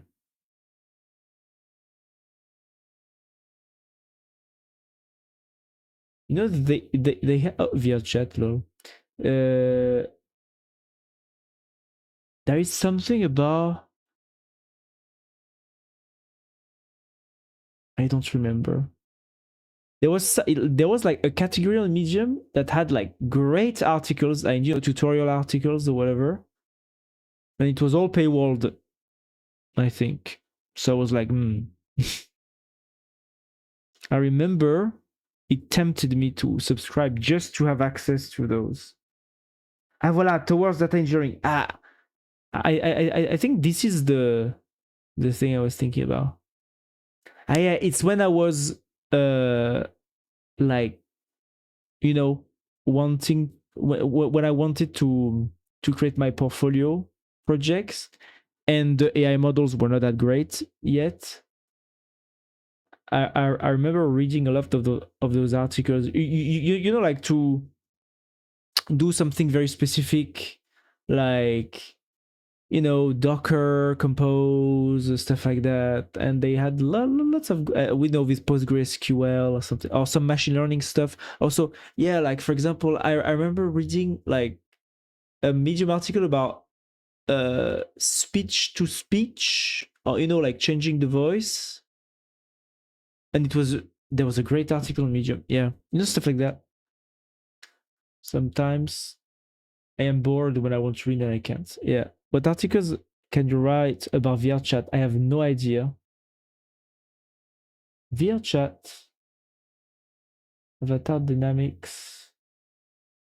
dev updates. I guess I subscribed for the dev updates because when I was doing like VRChat Worlds, they were pushing, because VRChat uses a specific version of Unity that is restricted, and so basically you cannot do what Unity you cannot do everything that Unity allows. You can only do what VRChat allows, the VRChat PDK allows, and so basically each time they added a new feature that we could use, that was not restricted anymore, they would make a blog post here, I guess. Because that's why I subscribed. Yeah.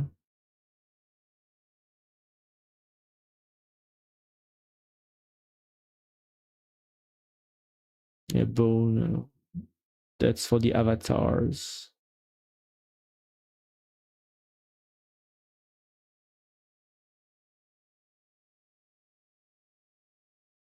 Yeah. Yeah, so yeah. So I guess for the dev, we're really just going to reproduce what happens with the images, right? With the artistic images. It's like, yeah, what AI can do will become cheap. People will use it more. But for the more complex stuff, or when you want a truly unique, approach, I guess devs are going to be used. Next topic.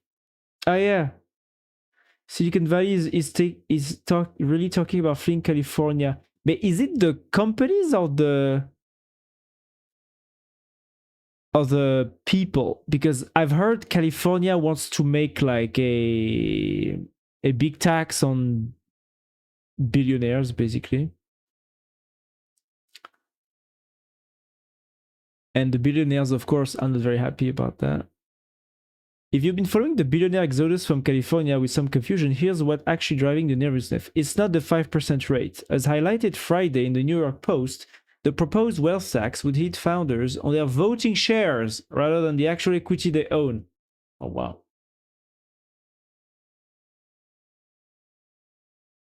Voting shares? Why? Take Larry Page, who owns, I guess, right? Typo. Who owns about 3% of Google, but controls roughly 30% of its voting power through dual class stock. Under this proposal, he'd owe taxes on that 30%. Oof. Oof. that's annoying.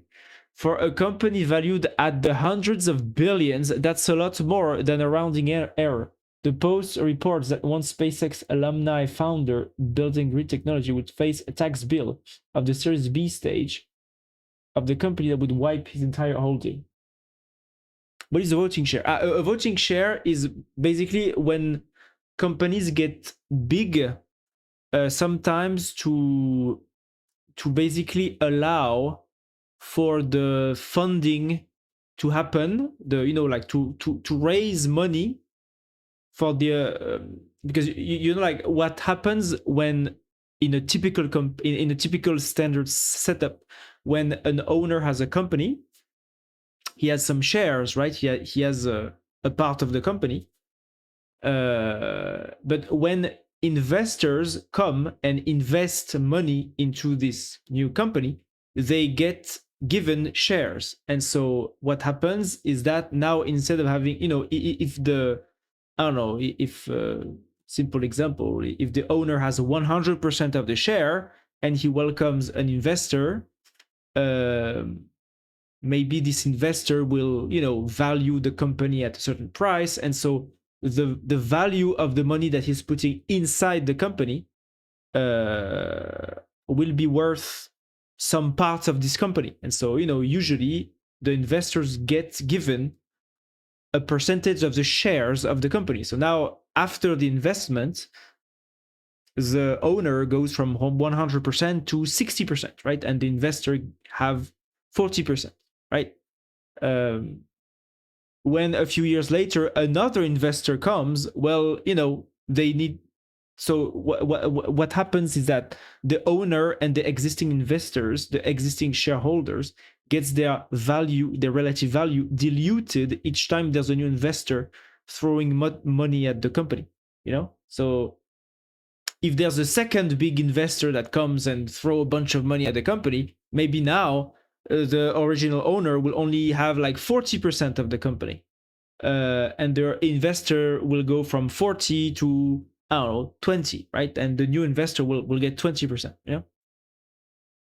But sometimes, now I come to the voting share, sometimes to allow a funding round to happen, but to also be kinder to the owner, because of course when the owner share gets below a certain threshold, he loses power to decide on his company, right? So and it can be annoying for the owner, but it can also be annoying maybe for the investors that maybe don't want to see the original owner in which they trust, right, become a minority shareholder that cannot do anything, on the board. So that's why usually this dual class stock get created, in which the owner, or what everybody agrees should be, a big decider, a big weight on the board's voting. The owner, even though the value of his actual share gets diluted with each new investor, because the owner gets attributed this new kinds of privilege shares, basically, with a higher voting power. Now, instead of it's like Larry Page. So like Larry Page and Sergey Brin originally had 50-50 of Google, right, when they created the company in 1999 or something, right? But of course, after 25 years of raising and IPOing and stock market shenanigans, now Larry Page only has 3% of Google. But because of this dual class stock, now he can still control 30% of the voting power, which means that in a board, right, like the board is the instance that decides what the company is going to do, like the big orientations, they validate the budget of the company, all that stuff, very important stuff. It's like the parliament of the company, right? In the board, Larry Page is still has a lot of influence, because with 30%, you just need a few big investors on your side, and you can pass some big decisions, right? Voilà. That's what the voting share. So right now, Larry Page has lots of voting shares compared to his actual shares. His normal stock of Google. But yeah, the California wants to impose him on this 30% share, voting share, that is not representative of any wealth, right? Like if Larry Page wants to sell all of his Google shares tomorrow, is going to share, the value is going to get will be 3% of Google's valuation, roughly speaking, not 30. 30 is only for deciding at the board. It's specifically. So yeah, and of course, when you own 3% of Google, is very different than when you own 30%. But here, the Californian government wants to treat Larry Page as if he's owning 30% of Google, which is $1 trillion company, or close to it. That's a lot of taxes to pay. And of course, he probably won't be able to pay, so he's just leaving. Yeah, the Post reports that one SpaceX alumni founder building green technology would face a tax bill at the Series B stage of the company that would wipe out his entire holding. That's right. So yeah, it's a bit absurd. Huh? I don't understand why the billionaires just aren't calling good tax lawyers, mystery professors who helped craft the proposal, thinks Silicon Valley is overreacting. Well, my dude, when you know, when some taxes can wipe out your entire fortune, maybe, yeah. It's not about good tax lawyers, it's about, you know, the law being a bit too harsh. I don't know. Those with most of their wealth in private stock would open a deferral account for assets they don't want taxed immediately. California would instead take 5% whenever those shares are eventually sold. If your startup fails, you pay nothing. But if your startup is the next Google, you're giving California a share of your gamble. He also said founders could submit alternative valuations from certified appraisers reflecting what shares could actually sell for rather than being stuck with the default voting control formula. Ah, okay. Then it would be, you know, fair. I mean, you know, given this framework. But that's a small consolation. For startups that aren't publicly traded, calculating valuations is inherently difficult. True. These are not clear cut. You could come to a very different conclusion, not because of dishonesty.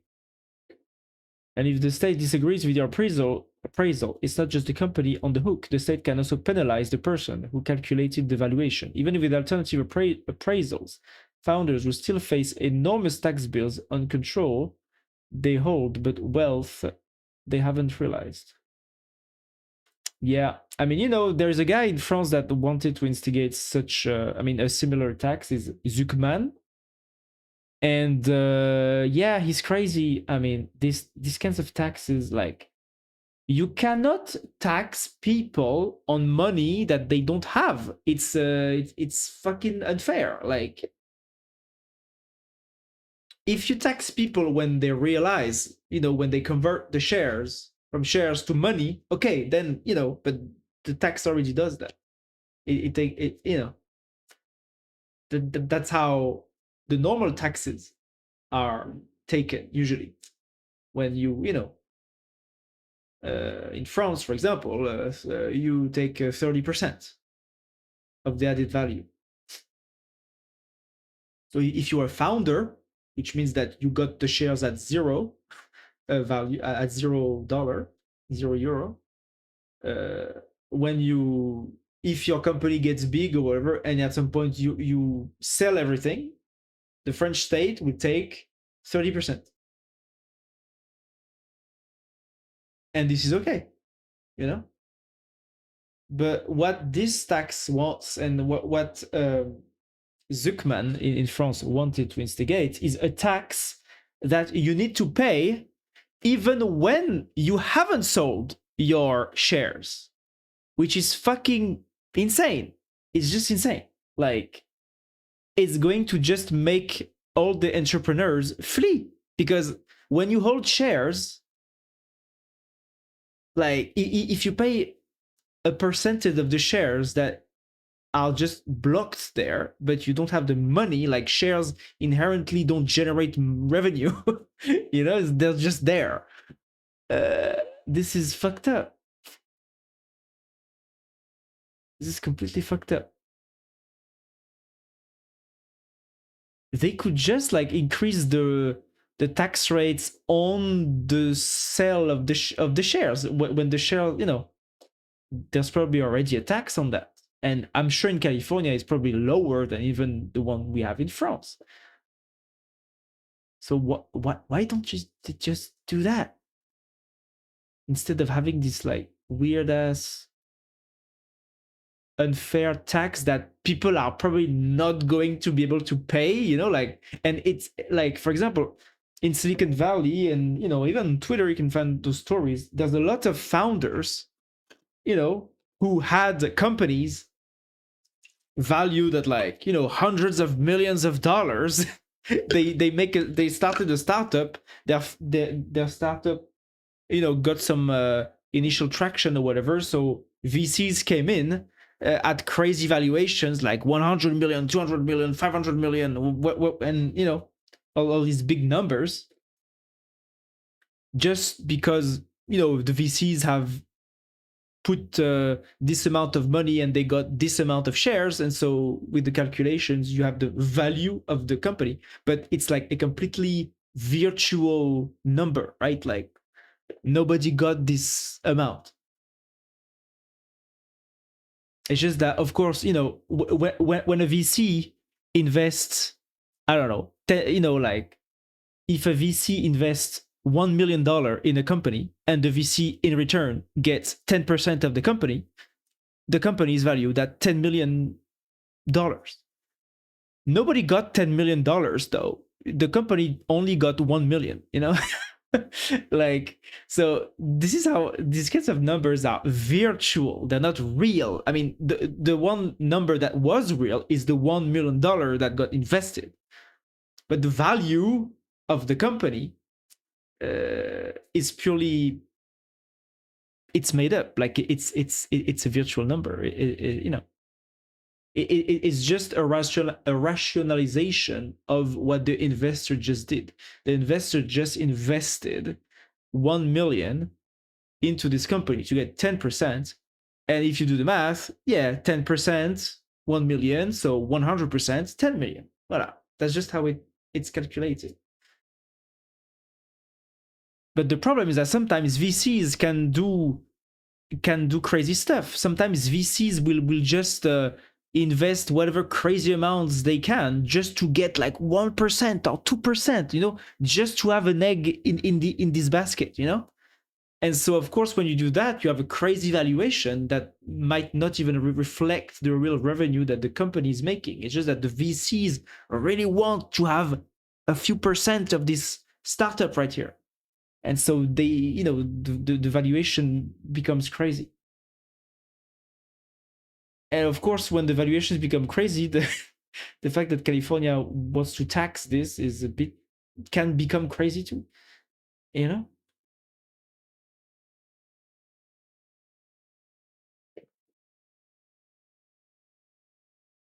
Yeah. I mean, I'm wondering if they're really going to flee, because I remember like a few years ago, I remember, you know, Elon and lots of other big startup, but here it was about the startup infrastructure. Like they migrated from Silicon Valley to like Austin, Texas, because the taxes and the constraints were lower. But it didn't change Silicon Valley's, you know, environment that much. I'm wondering if this will though, because that's a bit harsher. That's harsh. Okay, next topic. Real quick. A new commercial space station, Haven 1, is now undergoing assembly for launch. I didn't know this.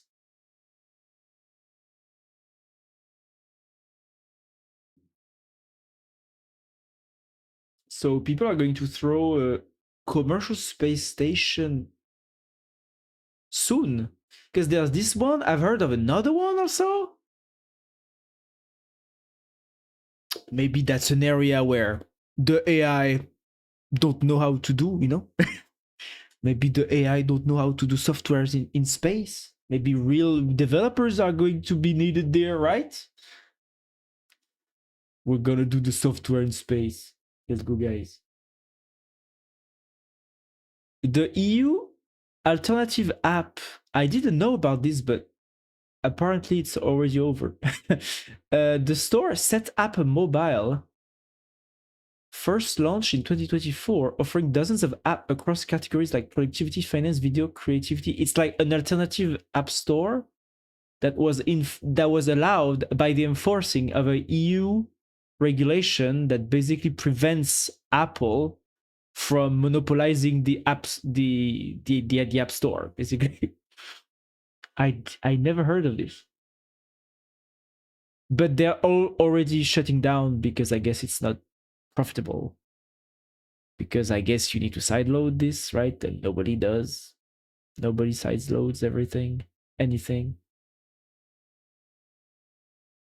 Setup Mobile was a bold breakthrough project that aimed to provide EU iOS users with access to alternative app marketplaces, creating a new app ecosystem where both developers and users could thrive. We are proud of what we have accomplished with it over the past 2 years, but we're shutting down. Okay, cool. Next. Humans End. Humans End? A startup with the philosophy that AI should empower people rather than replace them has raised 480 million in seed funding at 4.48 billion valuation. Investors in the round include chip maker Nvidia, Jeff Bezos, SV Angel, GV, Lauren Powell. The mega deal for the 3-month-old company follows a trend of investors throwing money at startups founded by breakaways of major AI labs. Humans End. Is this pronounced like this or just humans? Have you heard about Elon's blunt with Ryanair? I've heard a meme about it, but no, I haven't. Let's look at it after I'm done with this. Humans founders include Andy Peng, a former Anthropic researcher who worked on reinforcement learning and post-training of Claude 3.5. The company's 20-odd employees also come from OpenAI, Meta, Reflection, A2, and MIT. The startup aims to use software to help people collaborate with each other. Think an AI version of an instant messaging app.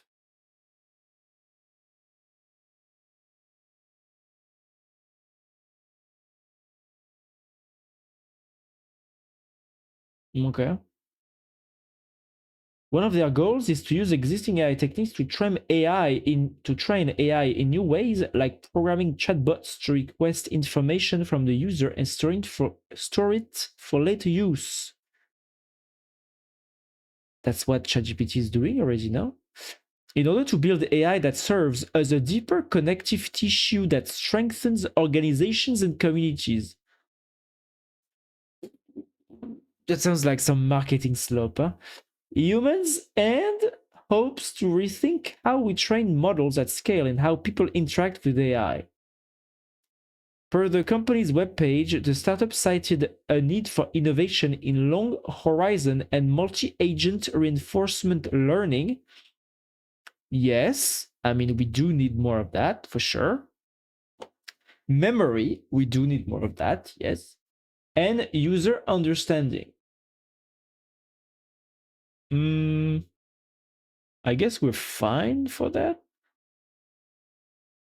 As well as a tightly integrated focus on both science and product development.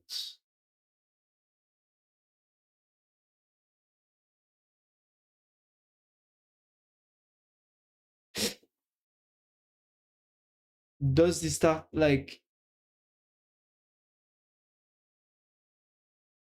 How about a restaurant? Do they also want to make a restaurant at this point? Because they seem to want to do it all, right? It seems very vague. But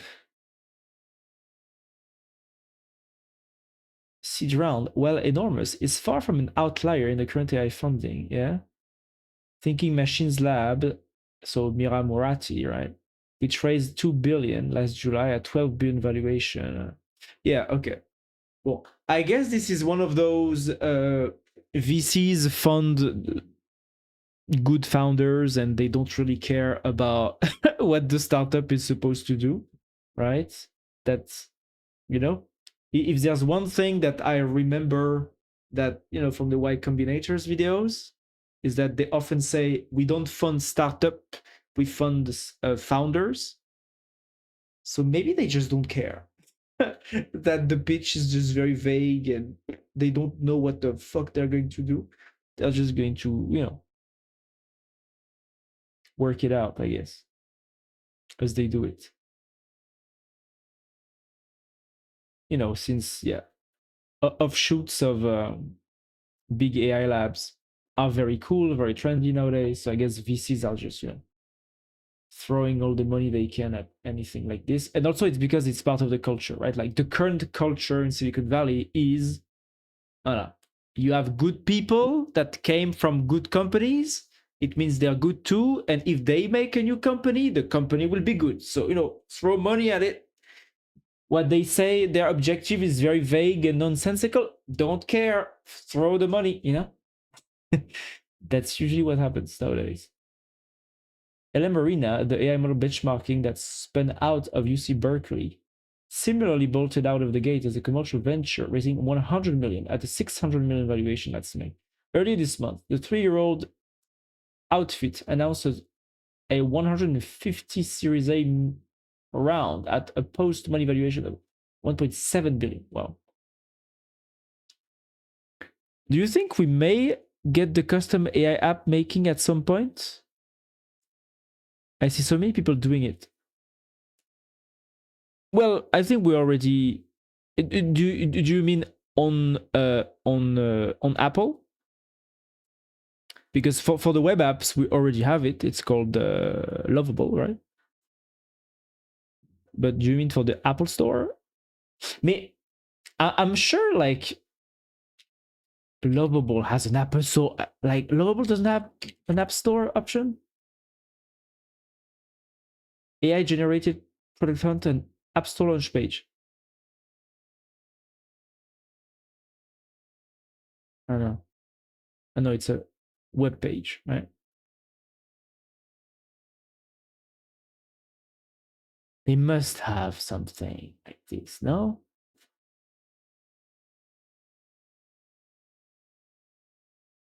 I mean, even though, so basically, I don't know for the App Store, the Apple App Store, because I've never published an app on the Apple ecosystem.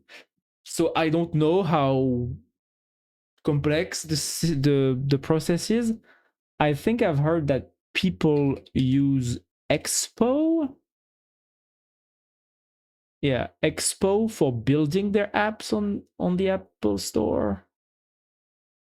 But this is like a developer tool. This is not, So I don't know. Yeah, like on Play Store, etc. Yeah. I mean, I don't know. Let's ask ChatGPT real quick, okay? Is there right now a lovable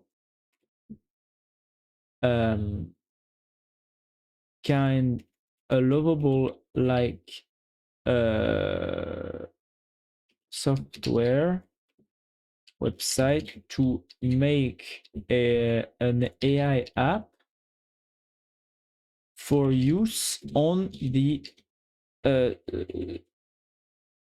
publishable,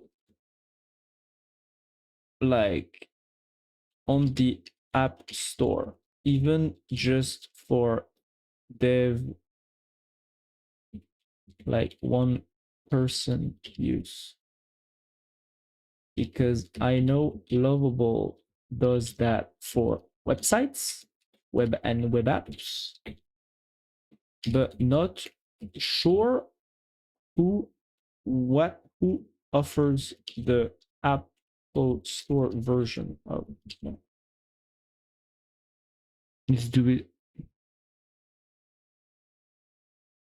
Adalo, anything thinkable. Adalo. Ah, voilà. Build a mobile app for a business, no coding. Web, iOS, and Android, including PWA and App Store publishing. So I guess they're using Electron or something, or no, capacitor.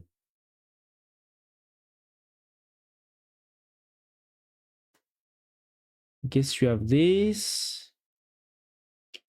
Anything. I've heard of anything. Anything. Turns your words into mobile apps. Yeah. Mobile apps. Wait, so they're putting mobile apps first. So I guess, yeah. What's their pricing? So we can, I guess, yeah. It seems there are some actors, yeah, on this area, which is quite logical, right? Like, especially since Lovable has been out there for like 2 or 3 years already, no? So it would have shocked me if there was nobody doing this. Adalo. Yeah. And the third one, Thunkable.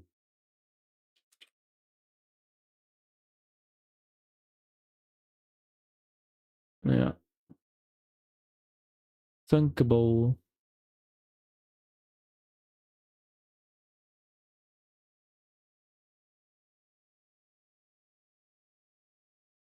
Yeah, okay.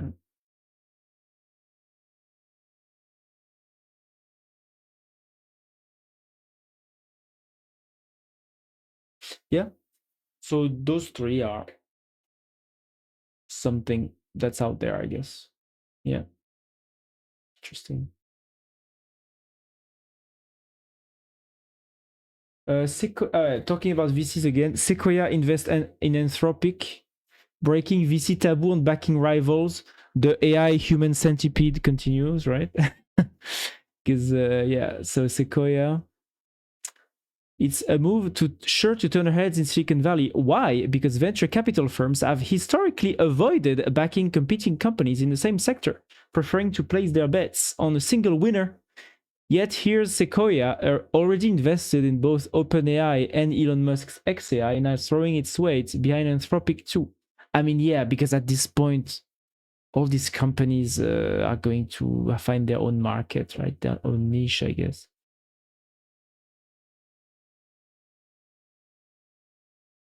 Yeah. I read the lawsuit. Ta ta ta ta ta ta. Okay, cool. Gemini prompt injection, cybersecurity. I think the tech news will have three main. Well, I have to read. Maybe I need to redesign the overlay, but I want to have like big tech news, developer news, or maybe one before the other. I don't know. And then the last part, I want it to be cybersecurity news. You know, like big vulnerabilities, stuff like that. I'm not sure how I will organize everything, but I will at some point. Injection flow Google Gemini prompt injection flow exposed the private calendar data via malicious invites. Cybersecurity researchers have disclosed details of a security flow that leverages indirect prompt injection, targeting Google Gemini as a way to bypass authorization guardrails and use Google Calendar as a data extraction mechanism.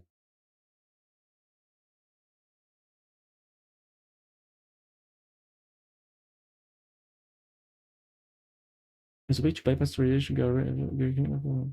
The vulnerability made it possible to circumvent Google Calendar's privacy controls by hiding a dormant malicious payload within a standard calendar invite.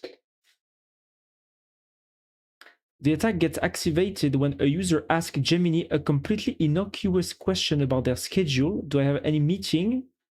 Prompting the AI to parse the specially crafted prompt.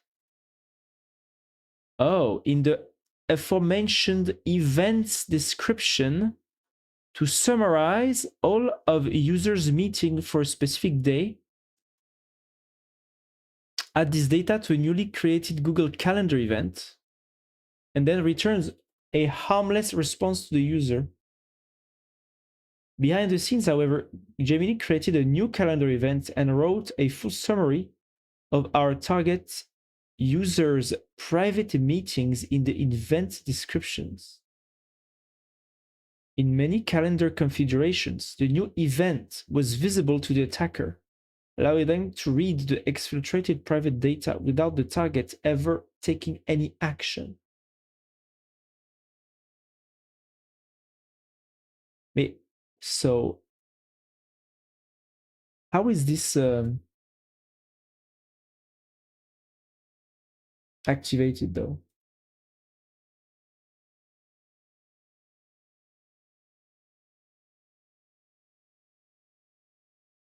AI applications can be manipulated through the very language they are designed to understand.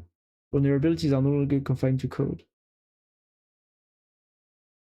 They now live in language, context, and AI behavior.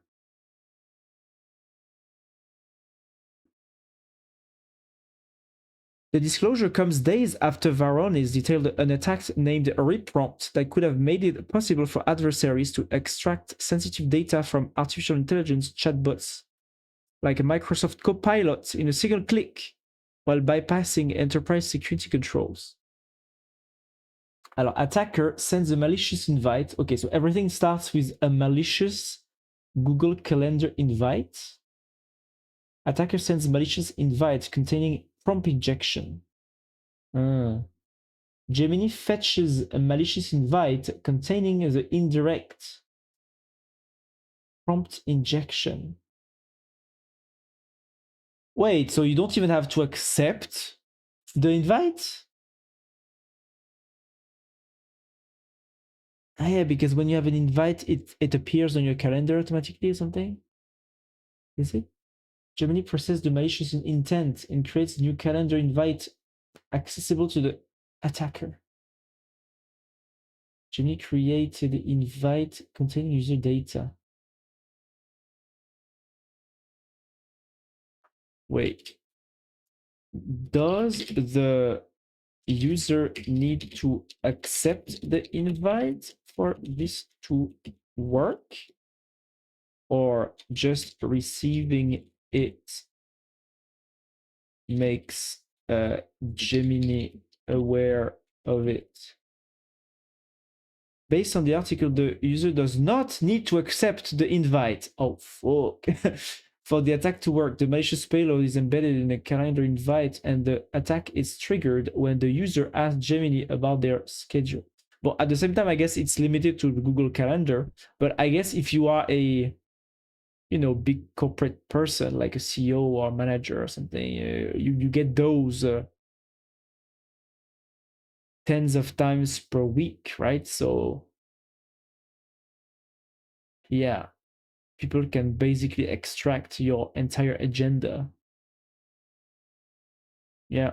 So I guess if you are in a corporate environment using Google Calendar, or potentially any calendar that as an AI, even like Google Teams or Outlook or whatever, that an AI has access to, be careful.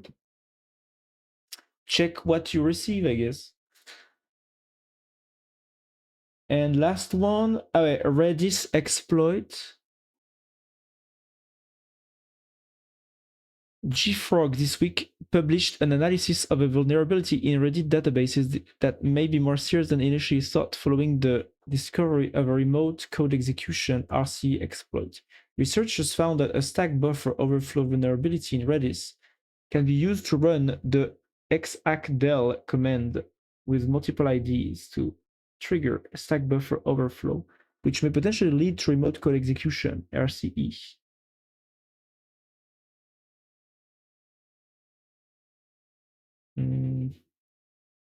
8.8, okay. How is it activated?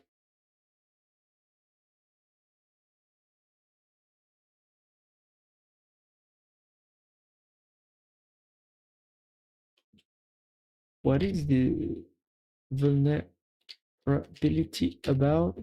How is it triggered? The selected text is incomplete. Doesn't provide enough context. Bon, great.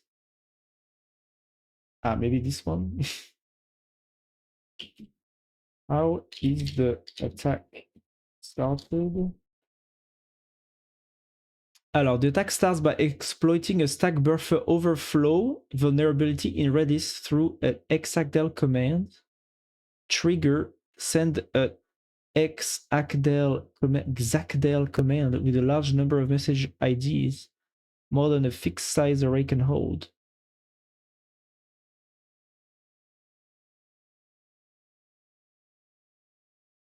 The function writes past the buffer, corrupting stack contents, including the return address. The attacker controls the overwritten return address, allowing redirection of execution flow. Exploitation. Use return-oriented programming ROP to bypass protections and execute arbitrary code.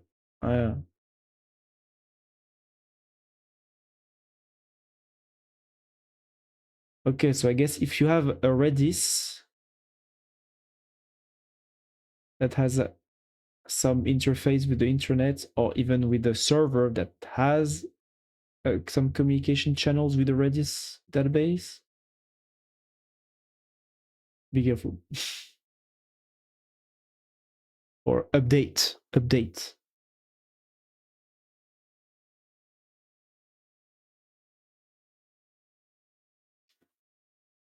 Yeah, memory corruption vulnerabilities have become significantly harder to exploit due to many security mitigations introduced over the years, but historically they easily led directly to remote code execution. Oh wow.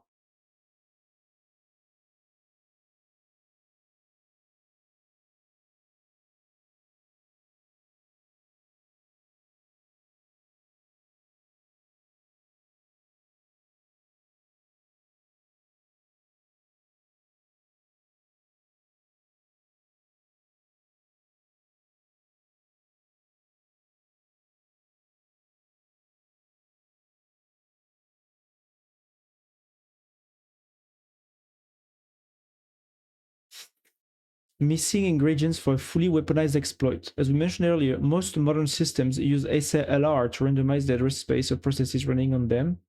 This means that to fully exploit this vulnerability, an attacker will also need to leak memory addresses of the process and libraries, possibly with a separate data leak vulnerability. In cases where Redis was compiled with stack canaries, the attacker will also need to find a way to leak the stack canary. Okay. Bon, just update everything. Okay, cool.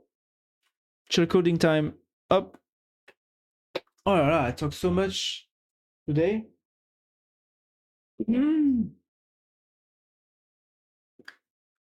Like every day, I guess. But I went to the dentist yesterday and my mouth is tired because of the dentist. Yes. Chill coding time.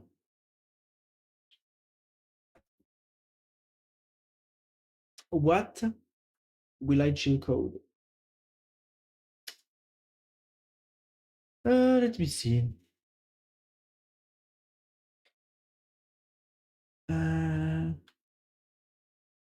Bon, the Blender. I think the Blender add-ons are the because I have now a caption, auto caption add-on. I have the silence cutter add-on. I have the let me show you.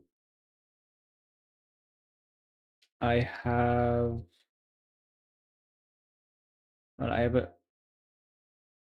the generate thumbnail script, audio captions, silence cutter. With the strips transform, because in Blender you can only move one strip at a time, which is a bit crazy to me. So I made an add-on to move several scripts at a time. Several strips. That's the name of the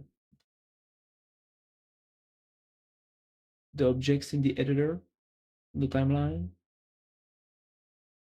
I don't think I need anything else.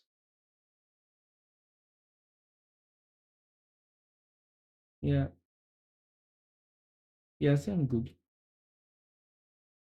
And after the stream, or maybe tomorrow, I will finish editing my clips and I will publish the clips with the thumbnails. And voila, I will start to actually catch up to because I have like 2 weeks or something, 1 week and a half of streams to catch up to make clips about before I can even think about doing the videos on the blog articles on the, there's lots of things to do. But once I'm done, once I'm once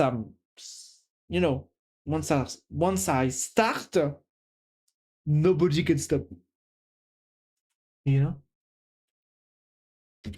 Once I'm starting, nobody can stop me. Petit.com is how is Petit.com? I haven't checked Petit.com. How do I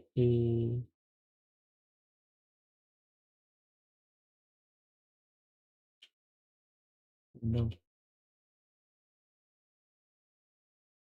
Ah.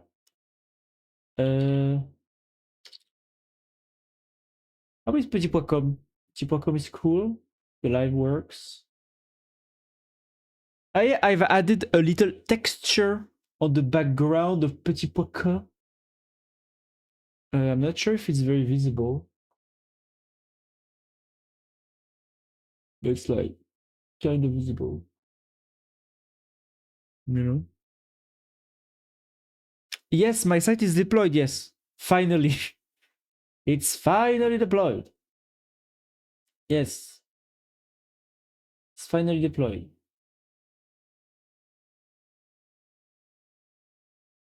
It's visible on my iPad. Nice. Yeah, so it's good.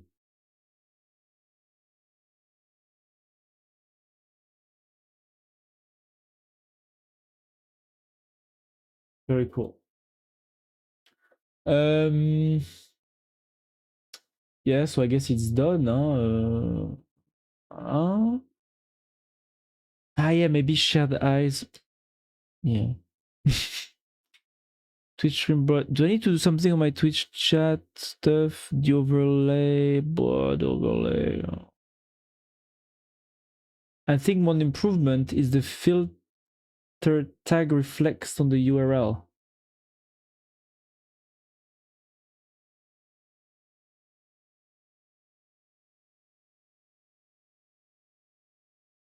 This, you mean? It's good?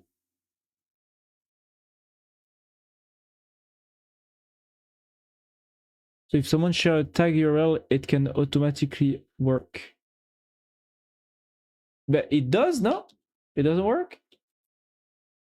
Yeah, it works. Already, no?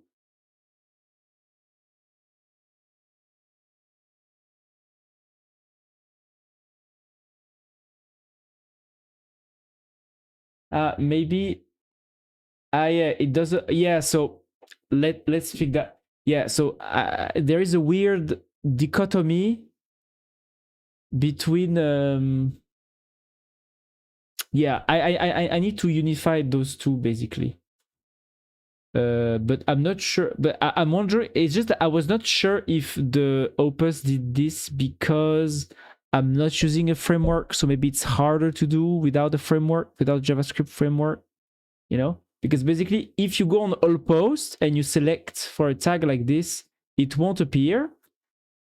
But if you actually go inside the article and you click, now it's this, you know. But it should be the same. Like I think when I click here, I should arrive on the all post productivity like this, right? So there's something wrong. So let's do this actually, because that's something I wanted to fix. Petit pois come up. Oops. What? Restored. Press enter to continue. Yeah.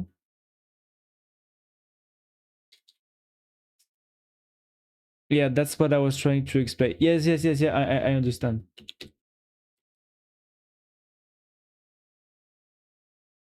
Okay. So I need to fix a discrepancy when I go on /blog and select a tag filter, the URL doesn't change.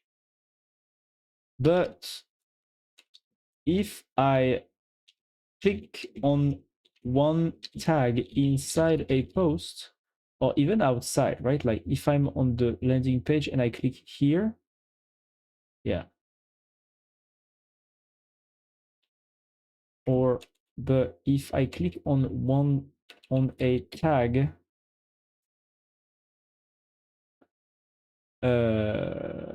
on on a preview postcard or inside the post page, I am brought to this page. I'm brought to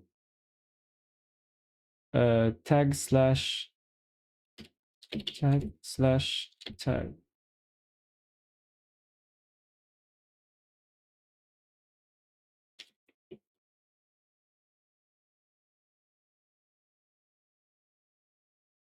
With a special formatting of the page.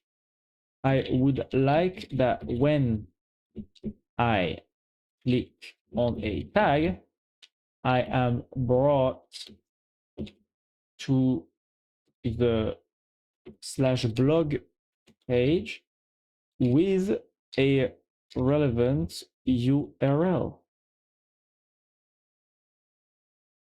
like blog slash tags tag. Explain how I can do that if it's complex or not. If it's complex to make the change.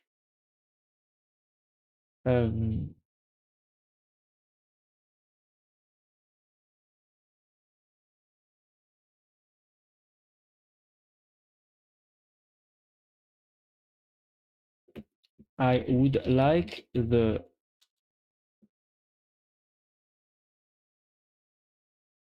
URL to also be copy pastable so that if someone wants to, I mean, that's what the current tags pages are for, but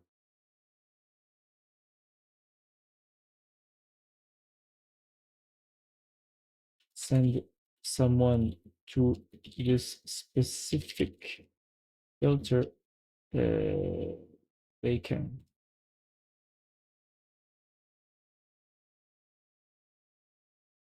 In the slash direct page, they can. I'm wondering if this discrepancy was intentional because lack of GS framework in this page, or just a random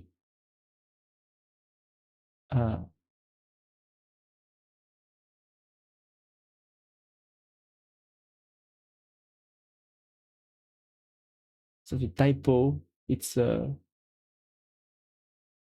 random, how do you say, like when you forget something, say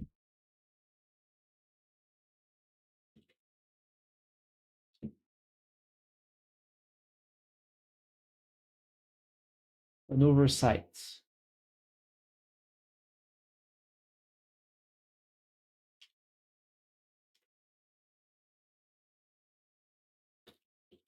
Oversights.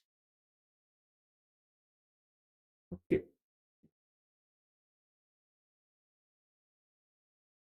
And the justified text on your blog post becomes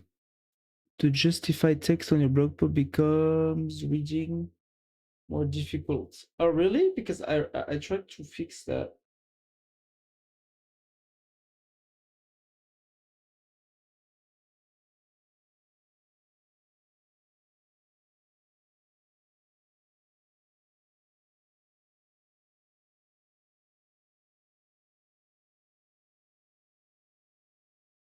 Really? Where, like, is there an area where it's difficult, where it's particularly difficult? Here?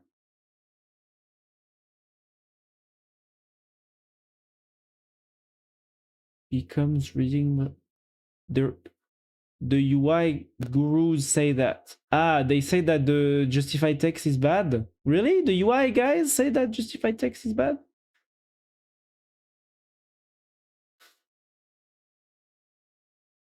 Mm.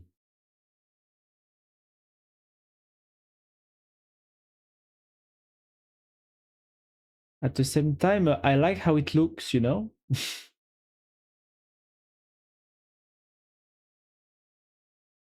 Mm. Because you lose notion on each line. You lose notion? What do you mean by you lose notion?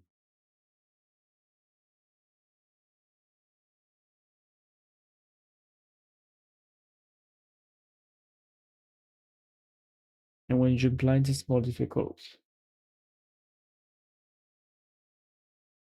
Mm.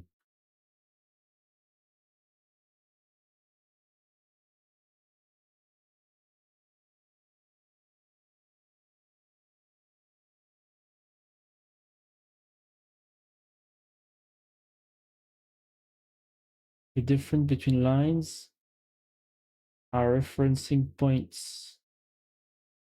Ah.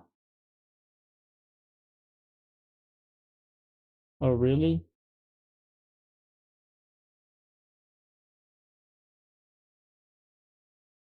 How is, for example, Ronache? Ah, yeah, he does have no,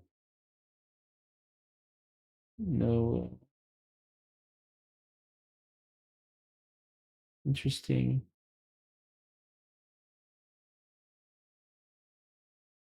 If you like, you do as you please. Yeah, I mean, why not?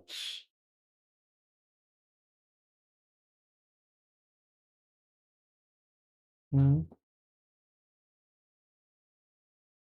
I mean, it's kind of true that, yeah, people are like, it's anchoring points, yeah.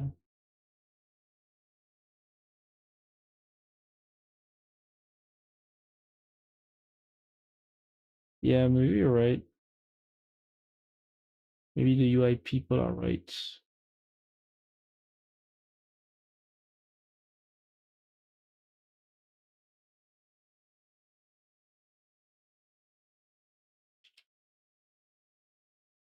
And is it like, for example, Le Monde?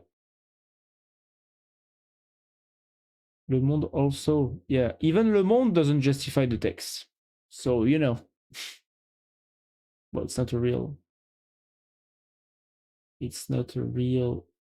yeah.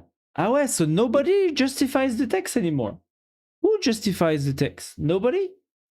Nobody justifies the text anymore? Ah yeah. It's funny.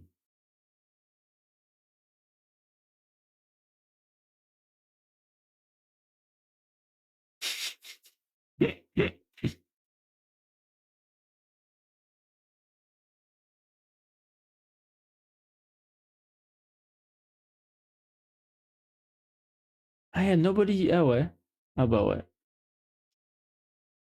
UI experts don't justify. Ah okay. Eh ben look, if the UI experts don't justify,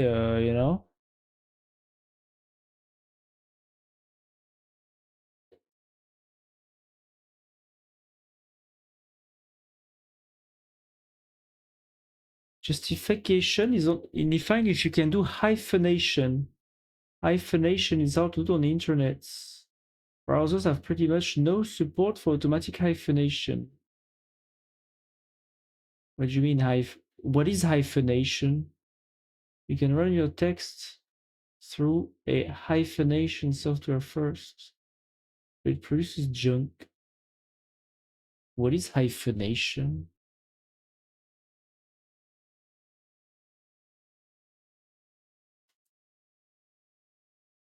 Ah ouais, in digital it's not advisable.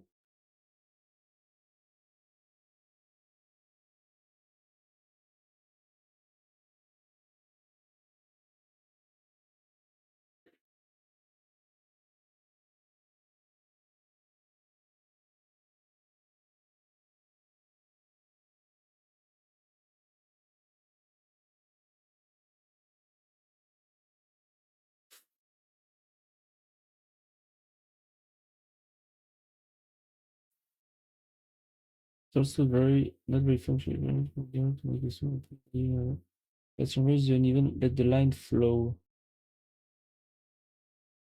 The hyphens. There is a property called hyphens that can generate justified text that behaves well on the web. This property controls word splitting in a text when it fits a container. You can take the values auto non-manual. It supports varies according to the browser based on language and use setting.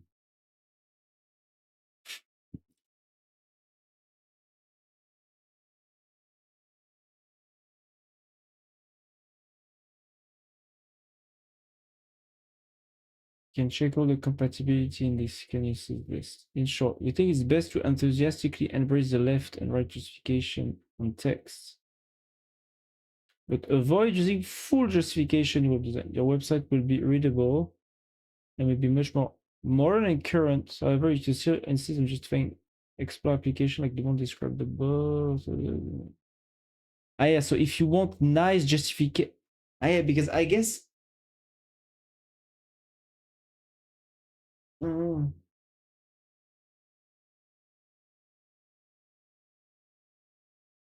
Does the justification work better when you have like a fixed size text, right?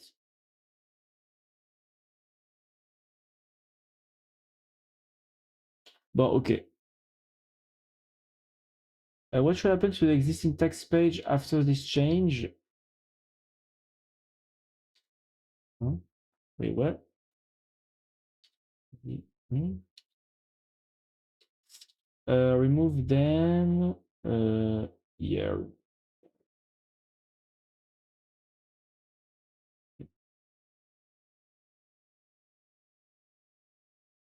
Okay, so yeah, I will disable the justification.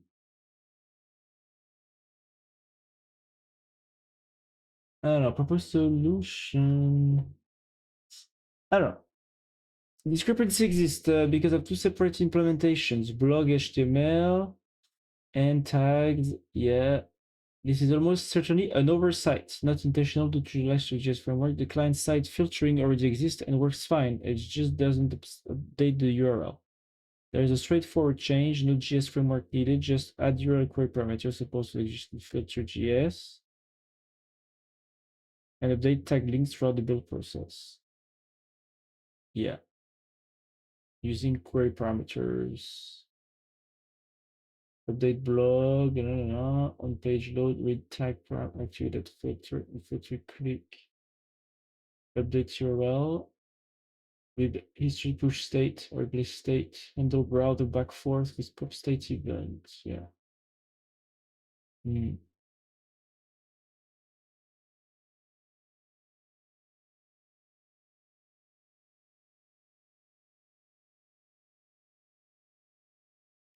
Update build.js tag link generation. Generate tag links for outputs. Tag instead of search. Remove tags pages entirely. H4com blog. Build template tag filter on blog URL filter. Browser back button works correctly when build referral tagging.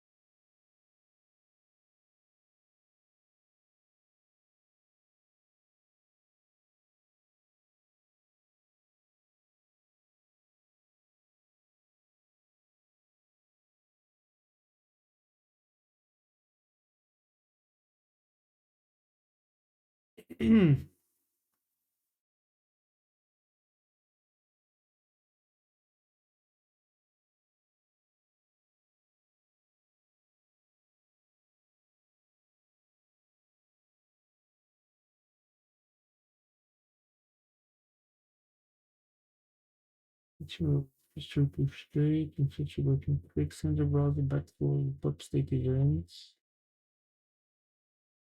Okay.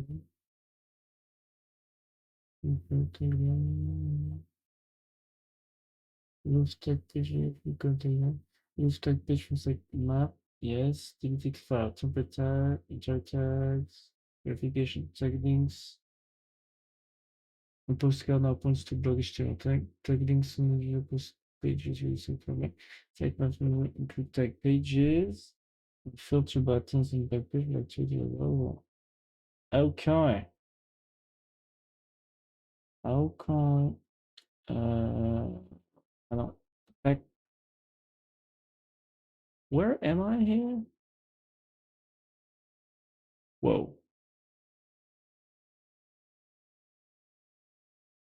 The README is empty? What?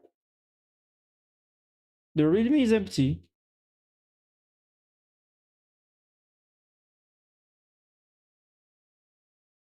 The README is empty. Okay. Latest news. The header image of this post is not appearing to me. Ah, yeah, you too. What browser are you using?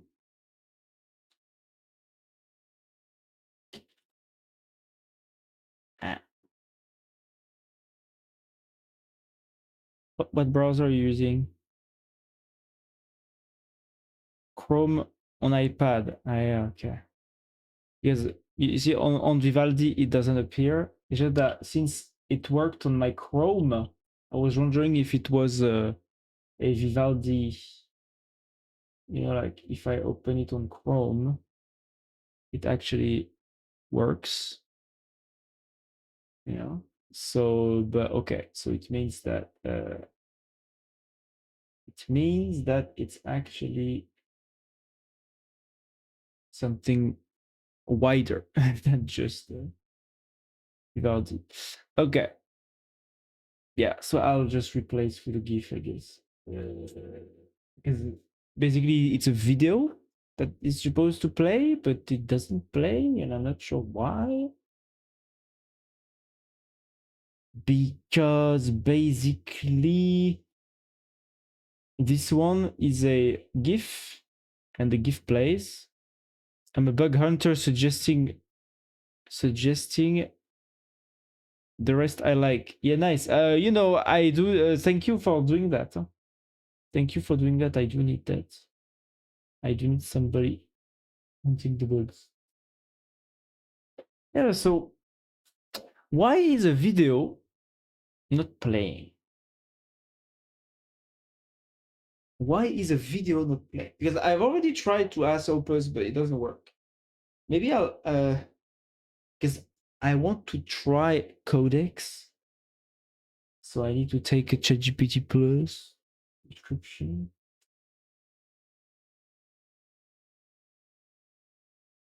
Or maybe I can just use open code with Codex too.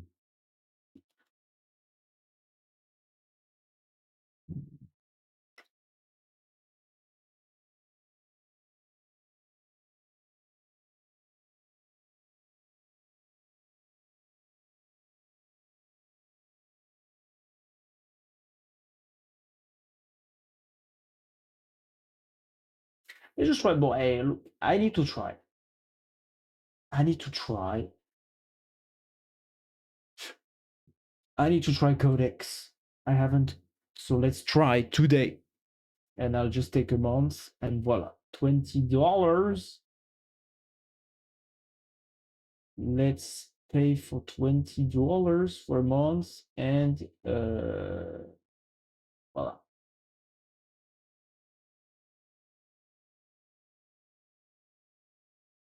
That will be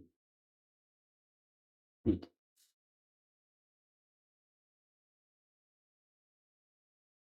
just also to give love because they actually allowed open code to use their authentication, contrary to Anthropic, who closed the auth to open code. OpenAI said, no, we are welcoming open code to use our auth, even if it was a bit reverse engineered and hacked away. We like it. We like when open source developers are using our product.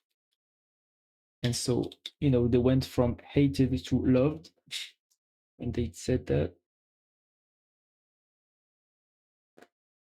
I've probably already talked about that, but since there's always somebody else that comes into the chat, I need to repeat the same things over and over.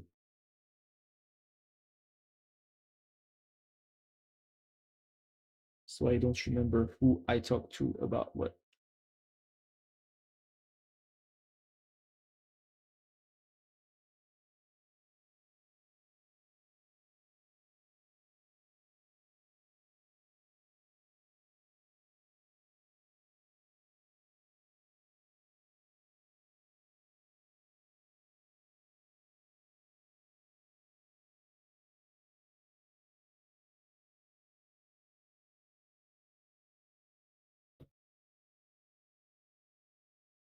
Ah, voilà, plus.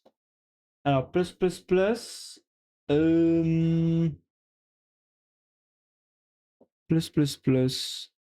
me check something.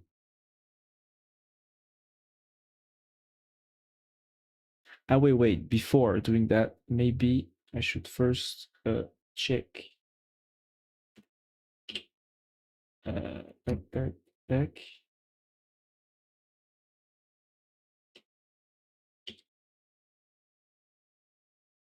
Oh.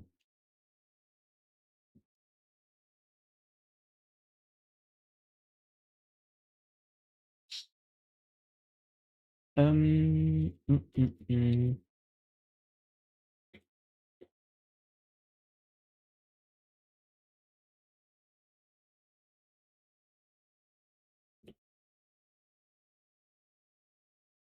What the fuck is that? What?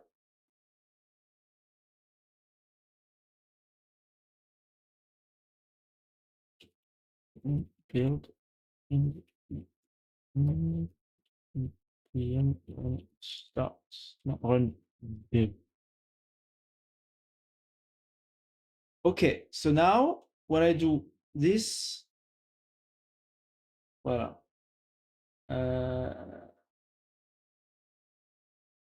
Well, no, it doesn't work. It doesn't work. It doesn't work. Does it? Ah, no, it does work. Ah, the tag, the URL queries hidden. Haha. The URL query is hidden.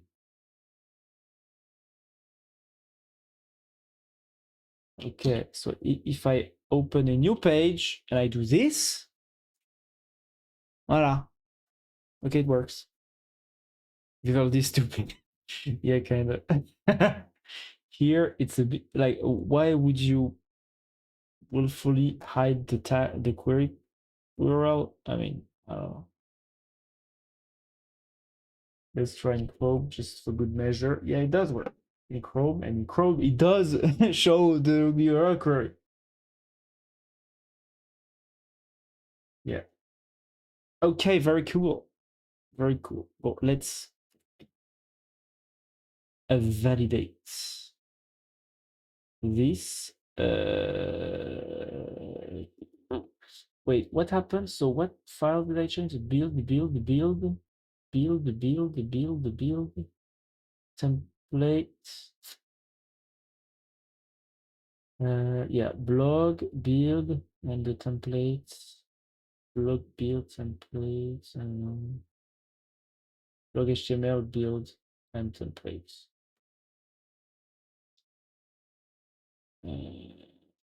Boom. Since I forgot to maybe oh, know because I changed everything. I don't know. I know it's okay. No, I do need to push everything because it's the build process of the new code that was there.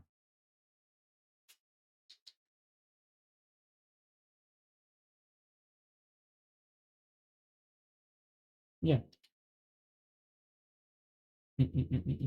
Ok. Alors,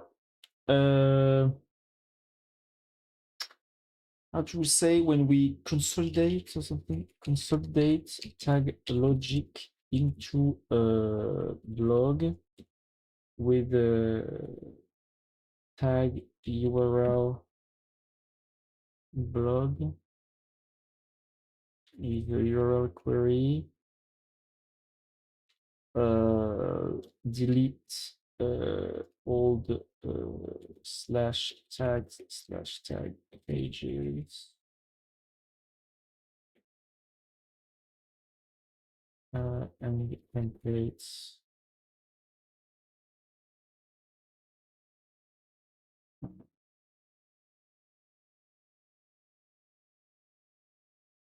Everything is now /blog. Okay.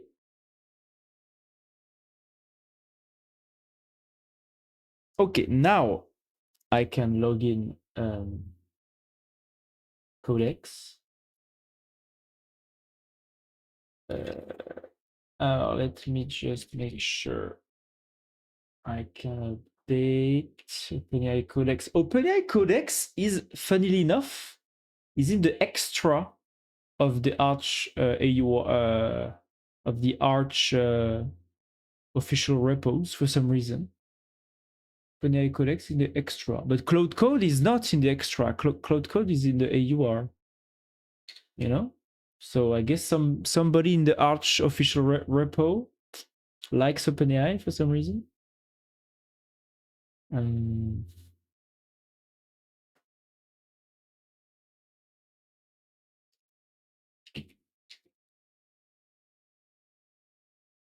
Okay, I'm up to date.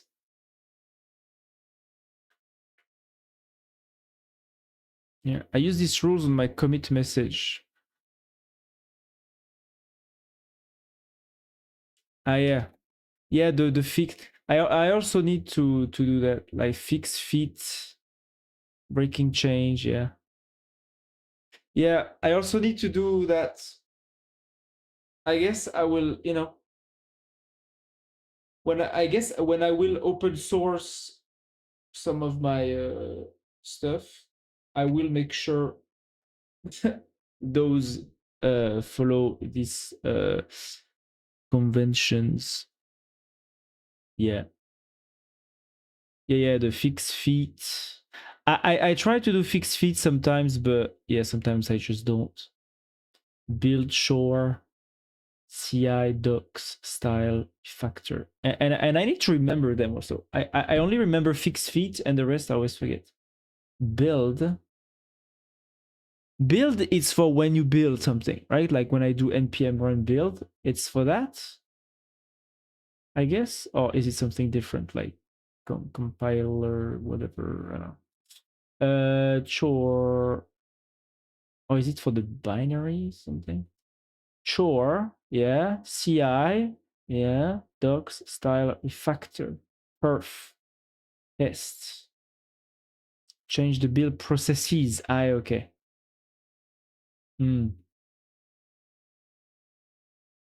Okay. Footers. Button breaking change maybe provided for. Let me save that. The feet breaking change. Feet. Commit message to draw attention to breaking changes. Fit API. Commit message scope. Dash breaking change. Fit API.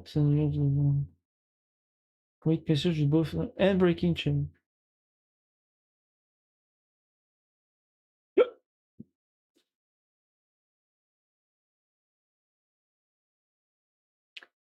Oh. A commit that has a footer. The foot when they say the footer is like the the big description message below the main commit message. Is that called the footer? Right?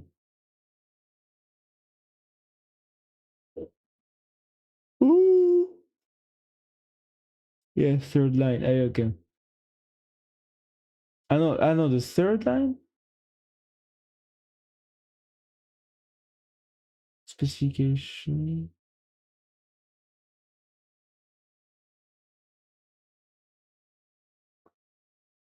A longer code may be provided for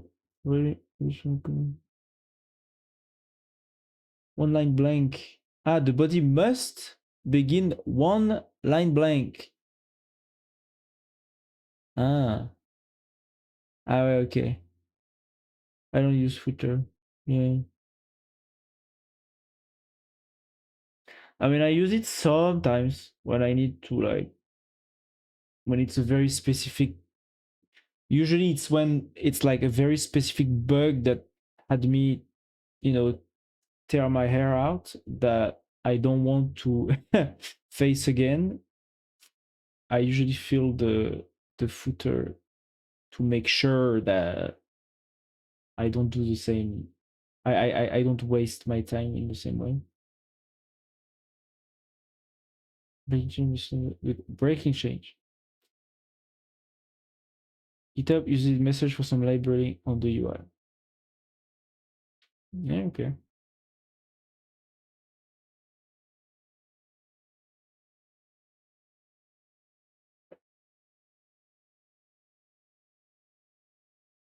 Ooh.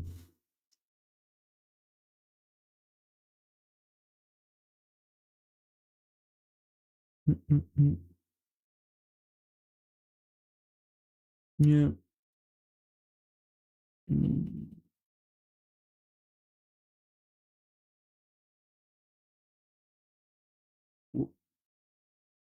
Codex.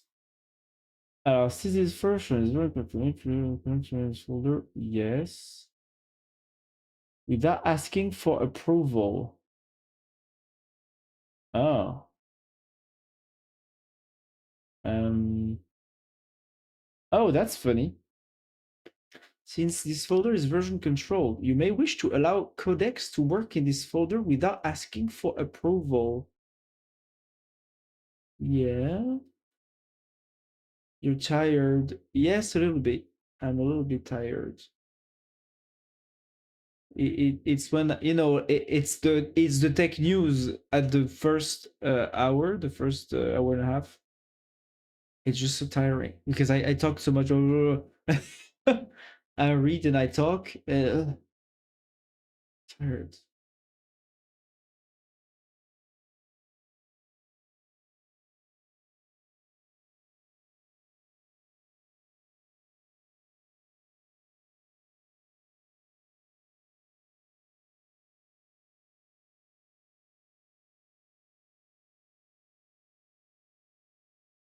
Let's do allow without asking for the.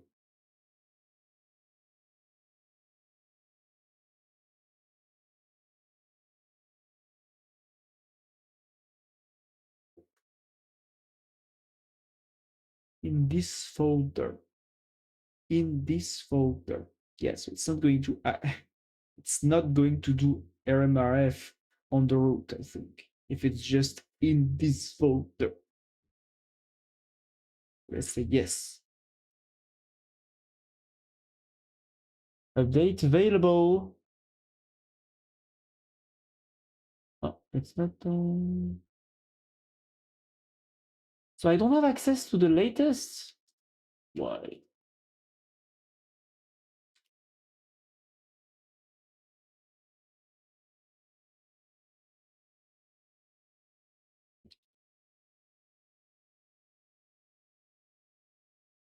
Okay. 5 hour limit.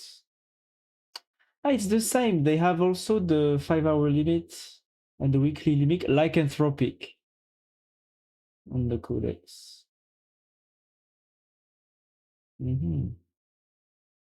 Interesting.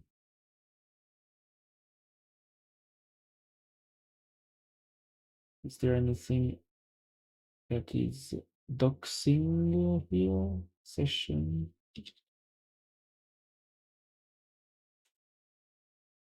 Here. New.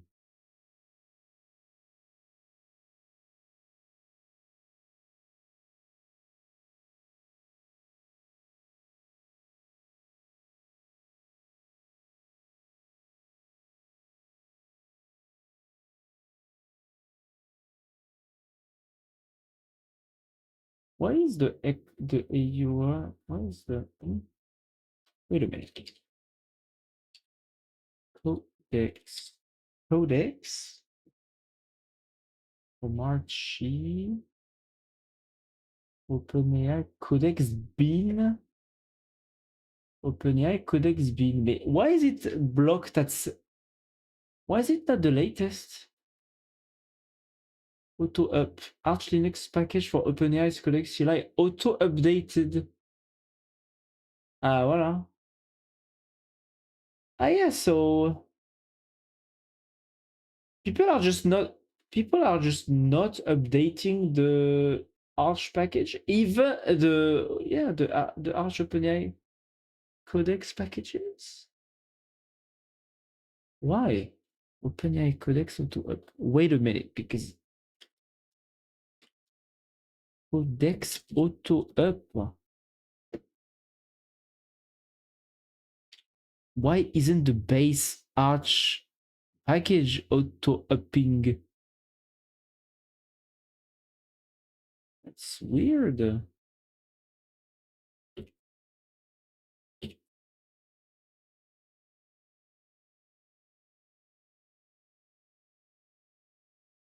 I have forked this package and made a new package here. Since the package gets updated often, I have a nightly update via GitHub action.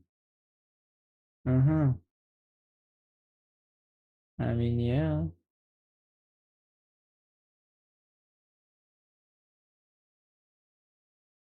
Those kind of need that. A fork of OpenAI bin nightly updated with a GitHub action. How do they different? Do some releases are like big release and some are small? But 87 from 79 is a bit codex.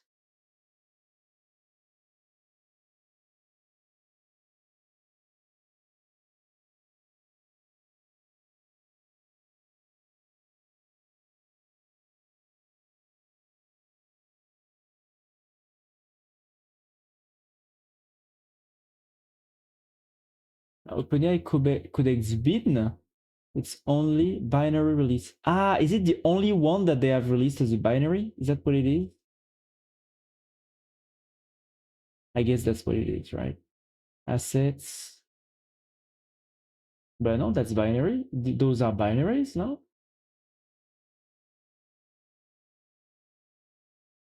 Exe, no. I'm so confused. Alpha. 4 days ago.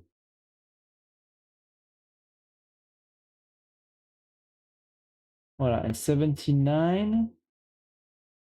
79 is the last one that I have on my repos. Yeah, so I guess that's like the big release. I'm confused. 2 weeks ago.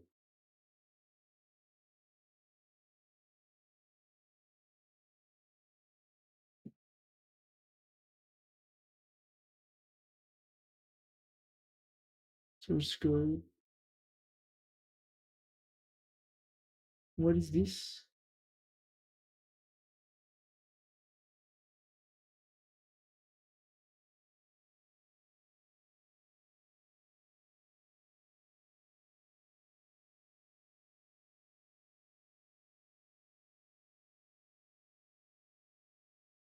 I guess it's just the only one with like lots of text. But how is it different from this one, latest? This one also has text. So why have people not updated?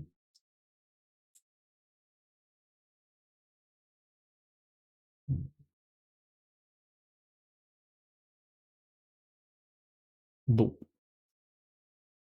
I guess I'm just going to install the auto up. Auto up, auto up, auto up. Where is it? Here.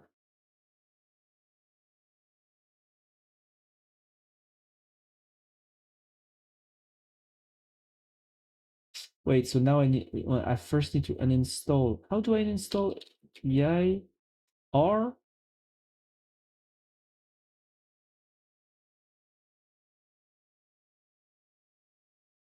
Uh, when it is remove. Yeah.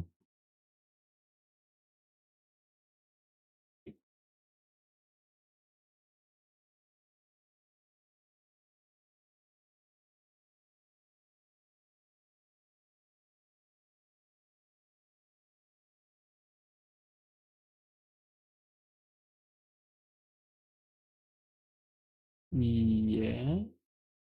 Voilà, 87. 87. Yeah, it's the latest release. Voilà. Codex. Voilà. Et plus. LGBT plus. Voilà. Very nice.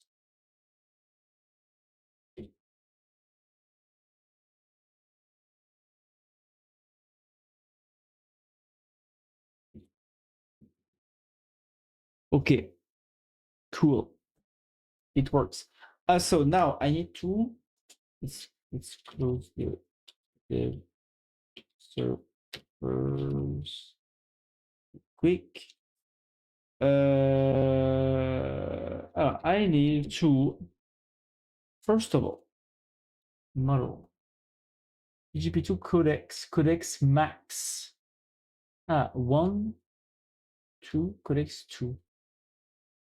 Codex. Latest frontier agentic coding model. 5.1 codex max. Codex Optimus flagship for deep and fast ring. Codex 5.2. Reasoning level.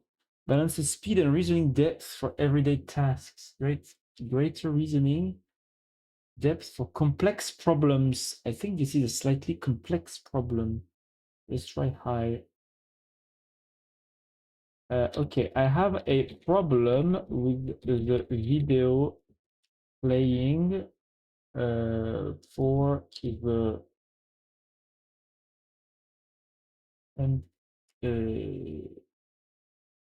MP4 video playing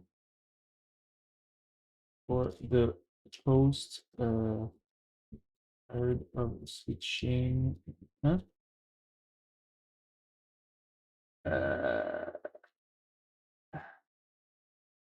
The video is visible on my Chrome browser, but not visible on the Vivaldi browser on the same machine. And now I have news that this video also doesn't play on Chrome browser on iPad.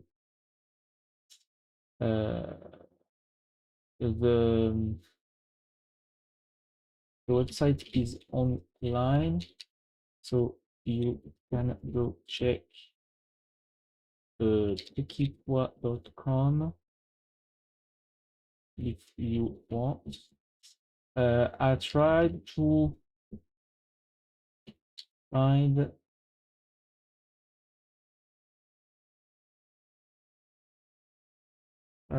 I need some deep thinking about the potential reasons for this discrepancy across browsers.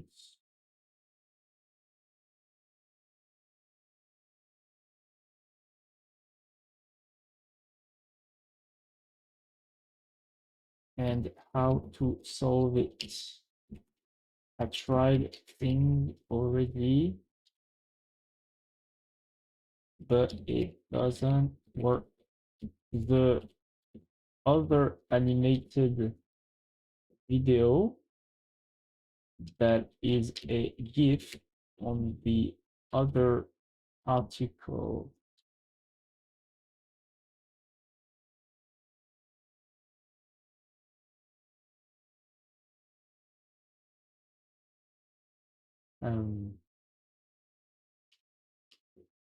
Simple notes with a nested, huh? Uh, work fine across browsers, to my knowledge. Please try to find the reason for this bug.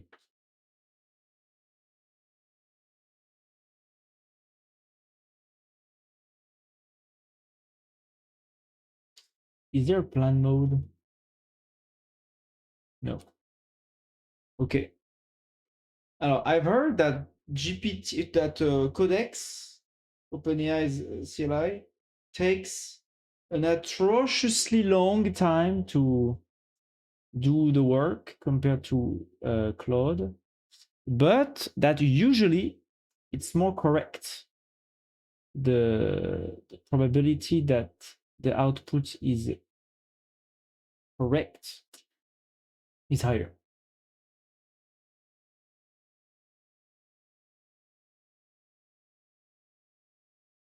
I expect template for our reference. So we'll see. Hello, Cody. How are you? Hello. Good morning. It's morning on you on your in your country.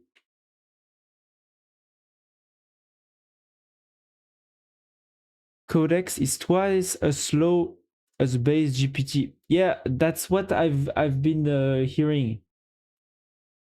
Late morning, 9:29. Ah, yeah. Late to me it's very early, but it's because I'm waking up too late. Yeah.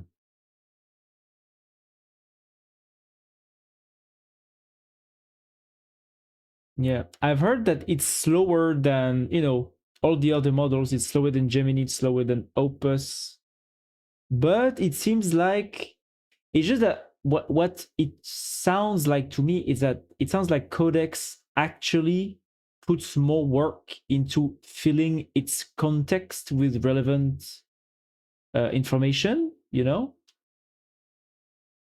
I'm wondering, oh, the file is the culprit. Is encoded in HAVC X265. Many browsers do not decode HAVC in HTML5. Oh, wow. That's pretty cool. I think it solved the problem. An iPad Chrome runs on WebKit with limited HAVC support depending on device OS. Chrome desktop happens to play it because it ships more codecs, which explains the mismatch. If you want the fast model, look at Gemini 3 Flash. Yeah, yes, true. True. Gemini 3 Flash is very cheap and very good for its. It punches above its weight, right? I'm wondering if Gemini 3 Flash would not be the perfect agent for like a agentic looping experiment with Ralph. Like I've talked about this tool as the first subject on the tech news section. Ralph tool, Ralph loop. It's a agentic coding loop that basically allows you to loop your agent until your condition is validated, you know? But it uses a lot of token. And I guess maybe if, you know, since Flash is very cheap, maybe it's the best for that.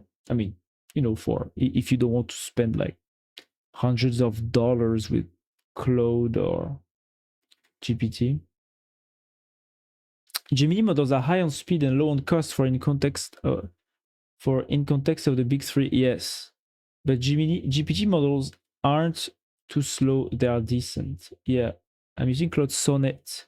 Yeah, I'm also using mainly Claude Opus just because I don't know. It does good. Maybe I should actually use Sonnet. It's just that, you know, with Claude, since the 5-hour limit is so short, when I use Sonnet, I'm like, maybe it will fail and I will have to rerun the same prompt with Opus, which means my context, my limits, my usage limit will get filled by twice as many tokens, you know? That's what I tell myself.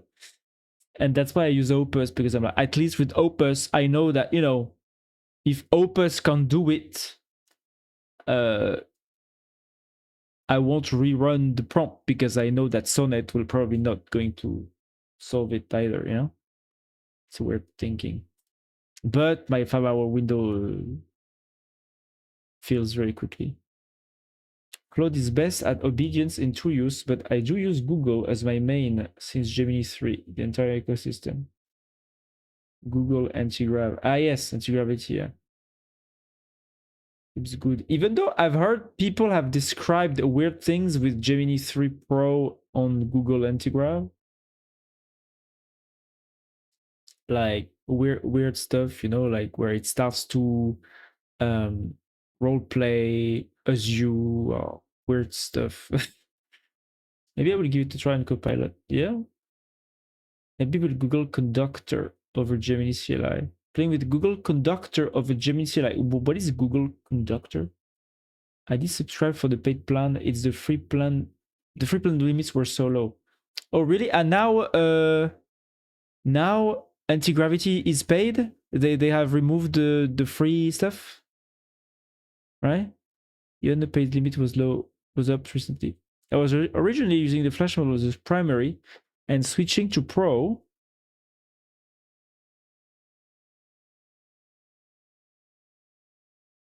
When I'm out of tokens.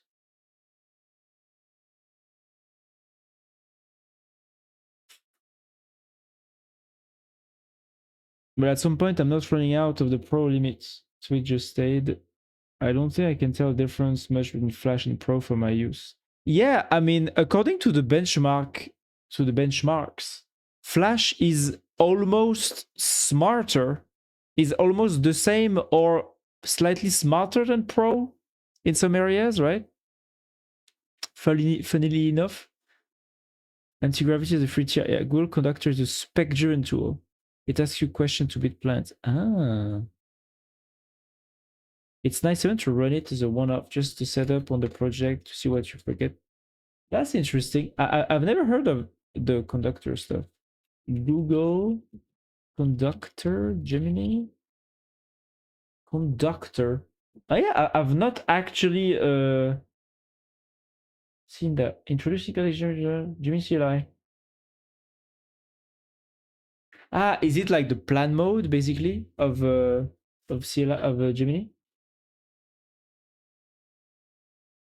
Instead of diving straight into implementation, Conductor helps you formalize your intent. It unlocks content-driven development and conducts your outer into your configuration. Things to man.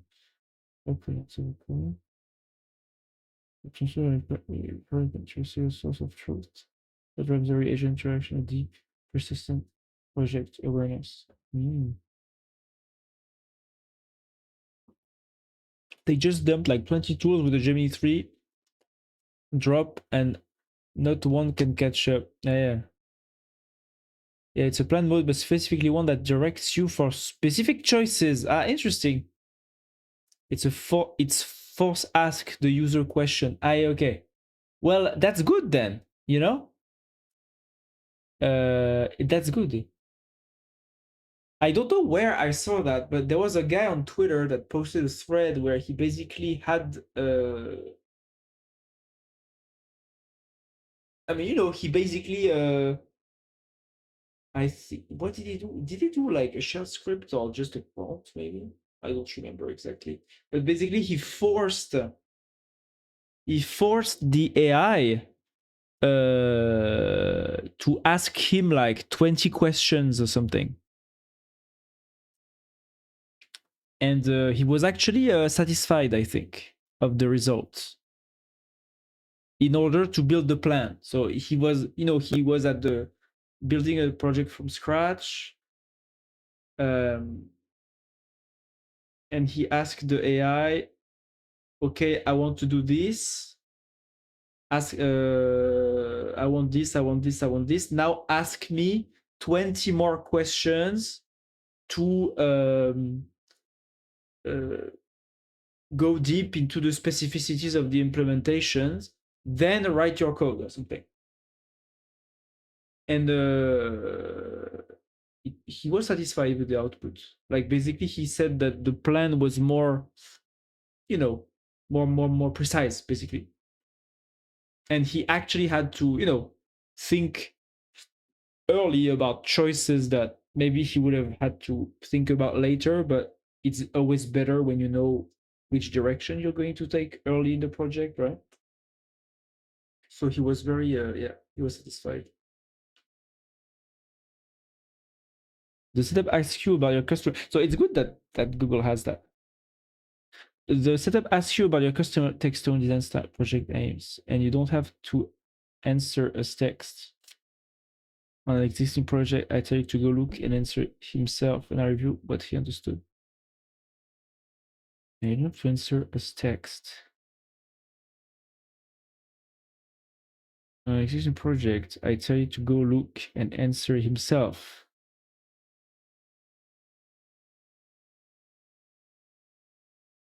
And review what he understood. Ah, nice. So he told me what the writing style is. Shrug. Hey, okay. I mean, you know, like at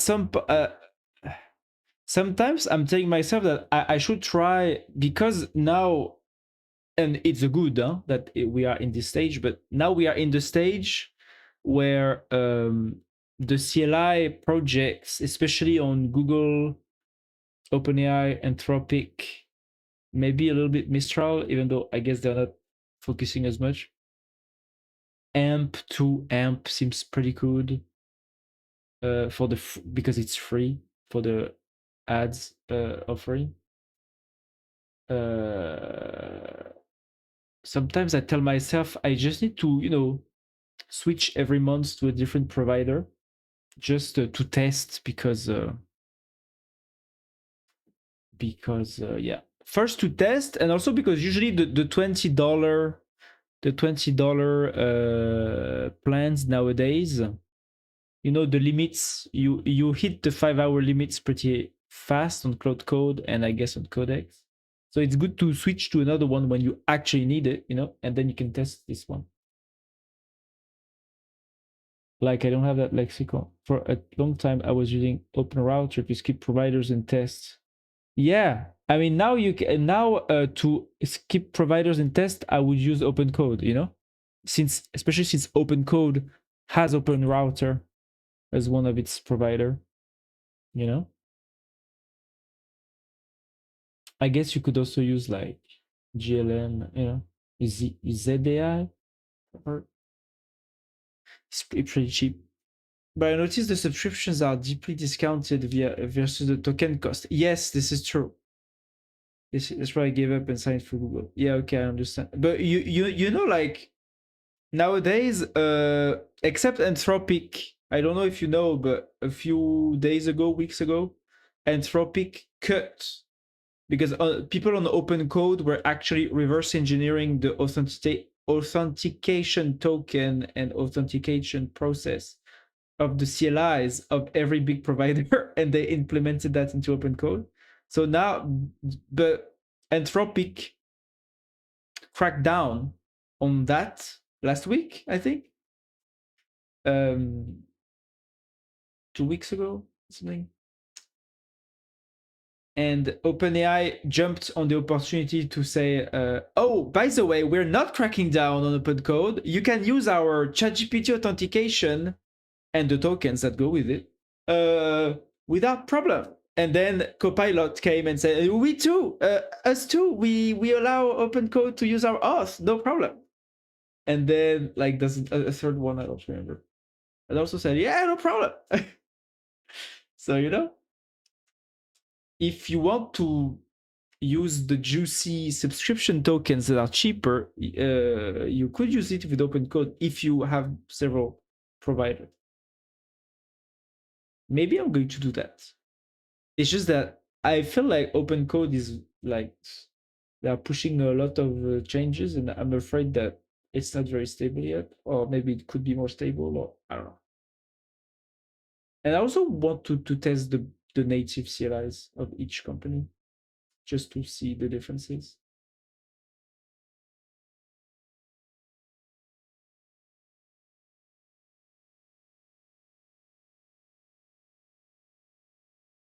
Jimmy subs are also just for the Google tools. I did assume you can abuse it one way or another in some way. Yeah.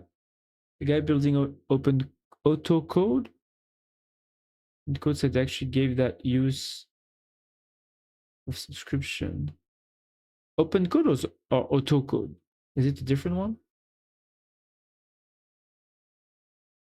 Didn't understand if they changed that.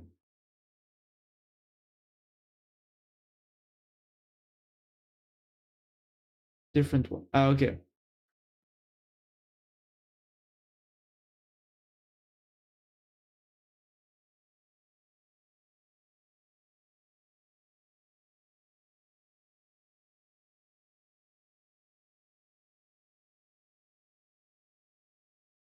Both OSS, I think. Ah, yeah, okay. Yeah, I mean, yeah, OpenAI said, yeah, all open source tools can basically use our auth, so it's okay.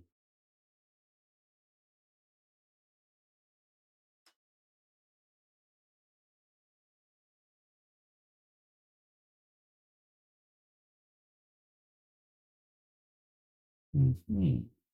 Pretty cool. Pretty cool. I did abuse the code of Aider as being lazy. As being lazy to develop two APIs directly initially, so I thought I can probably call Gemini CLI for non-coding tasks. Ah, yeah, I see. Do you like Aider? Because Aider seems to me like, I mean, I'm hearing a lot of. I've been seeing lots of developers saying that they like Aider. Fortunately, since Aider, I think, is a, more true open source, libre, like culture kind of project.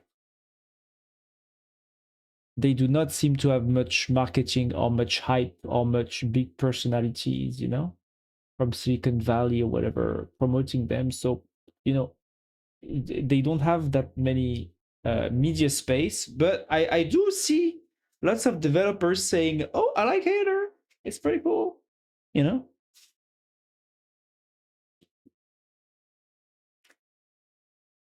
I scrolled the tools myself in the file. I did love Aider and Aider Desk, but I've moved on to Google Antigraph. I think Aider Dev might have been abandoned. Ah, well, it's really good as is. It doesn't inspire confidence. Ah, okay. Yeah, maybe. Yeah. So like the maintenance team is not very stable or something. Mm. Yeah, Aider seems like, this kind of. It seems like the kind of open source project that would be created by like a university or something, like.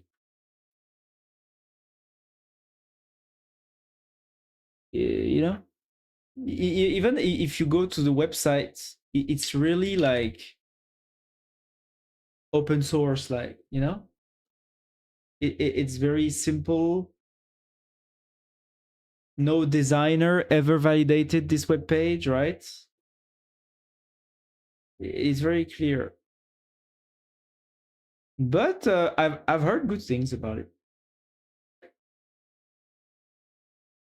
The the favicon is not even set, right? Like, it's,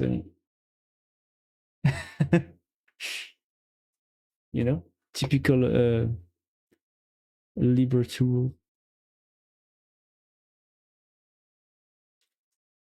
Maybe the guy is back after a few weeks vacation. I see movement recently, but I don't know. Look up Aider that it's a product on top with agent when pro. Ah, Aider desk.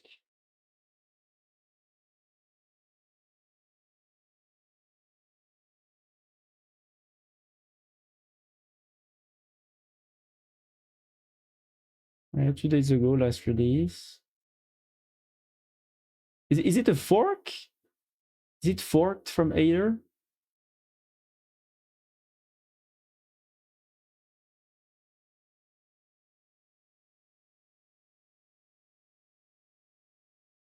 It's a tool on top. Ah, okay. It's a wrapper. Also did their own thing. Ah, okay. Yeah, I mean, look, why not? Ooh la la. Still referencing 3.5 and GPT-4.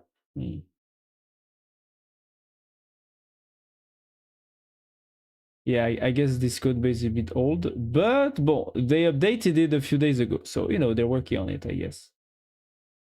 But yeah. Would call out to Aider on the classic modes.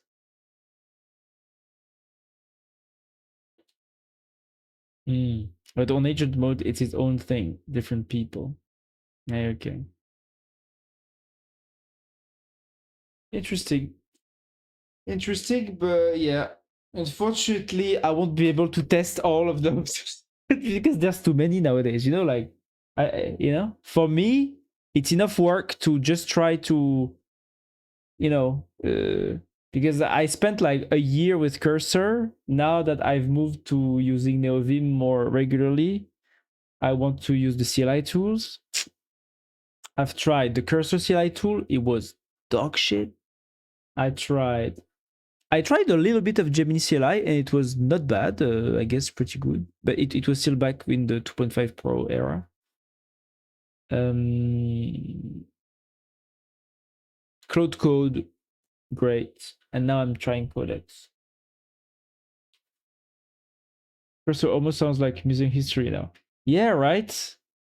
It's just that at the same time, you know, they changed their pricing too much. They changed, you know, like their pricing was well, at the same time, maybe they don't have that, you know, compared to OpenAI and Anthropic, maybe they have less money. Okay, I get it, but the way they managed the updates and the pricing changes, you know, how abrupt they changed everything without even telling anyone when they were, you know, like it's sneaky. You know, they did it not in a very responsible and reassuring way, you know. So the fact that they lost a lot of people's trust is actually deserved, you know. Like, I understand that, you know, they were in founder mode or whatever and they were shipping like 10 fucking updates per day, right? But don't fucking change the pricing model and how things are counted without you know, like on a random day without warning, right? Like, this is stupid. It's like breaching the trust, you know, breaking the trust. Every 3 6 months is a new generation. Yeah, true. I used Cursor way back. I mostly used the free version. Only paid 1 month and moved on to a free alternative that kept forking each other. Kilo, yeah, Kilo Code, yeah. Yeah, yeah. I've never tried Kilo and Klein and whatever. There's too many of those now, you know? There's too many. I did try AMP for like one project or something. One micro project. They are nice. Kilo, Klein, Rue, yeah, all of those guys, you know. I see them. I see them on the horizon, you know, but I know I'll never go there. It's too far away. I have enough work with the current CLIs already. I quickly moved from them to Aider, and might have been my longest use of a single. Okay, interesting. My longest use right now was the cursor desktop. Cursor desktop longest. Second longest, I guess, would be Cloud Code. And that's all, really. Well, even though, of course, with cursor, you know, I could have tried. I did try the different models, right? Sometimes I use Gemini, sometimes I use Sonnet, sometimes I use GPT-5 in cursor.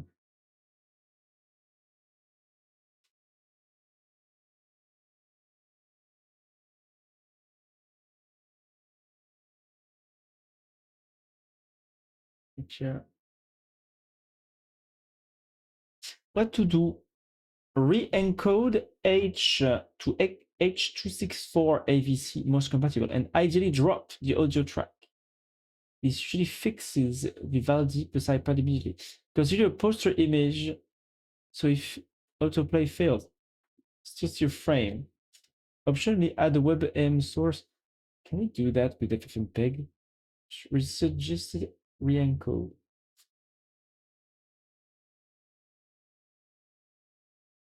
If you want to keep full size, bon, let's just run this, I guess.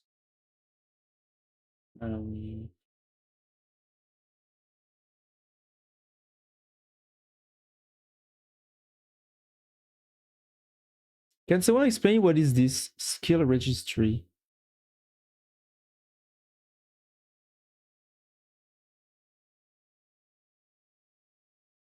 The official skills.md hub. Find and install skills for Claude, ChatGPT, and the definitive registry for skills. Ah, yeah. So it's a it's a registry. It's how do people call them? Like a repository. Yeah, skills are stuff that you can.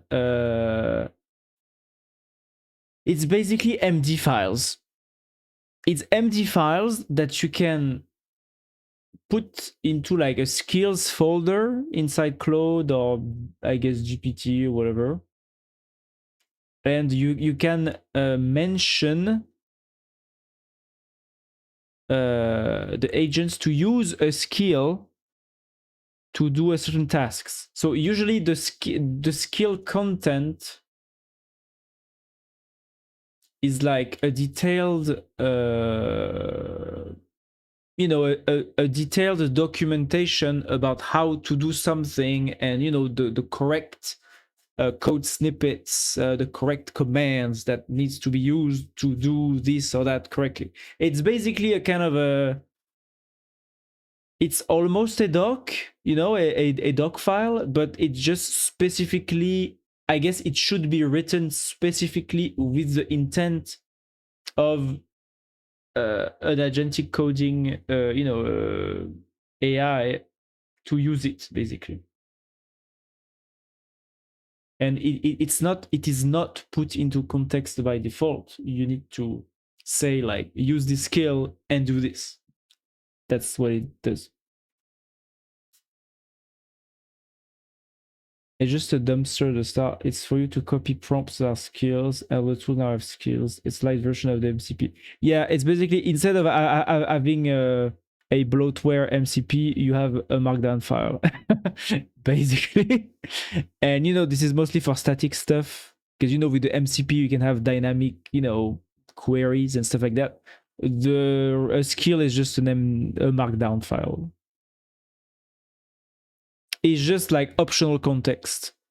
Really, yeah. That's just what it is.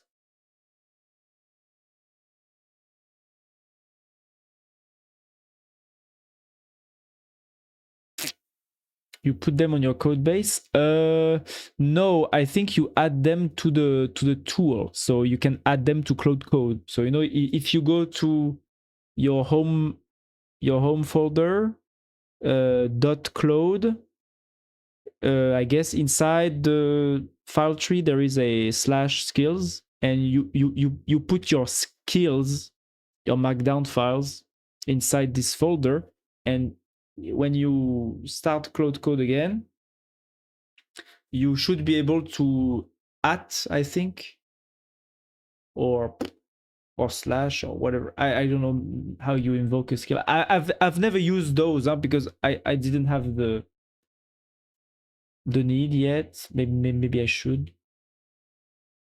It's just that usually when I need Claude to know how to do something specific, I just tell it, go search online the docs for X, and it works. So I never used the skills.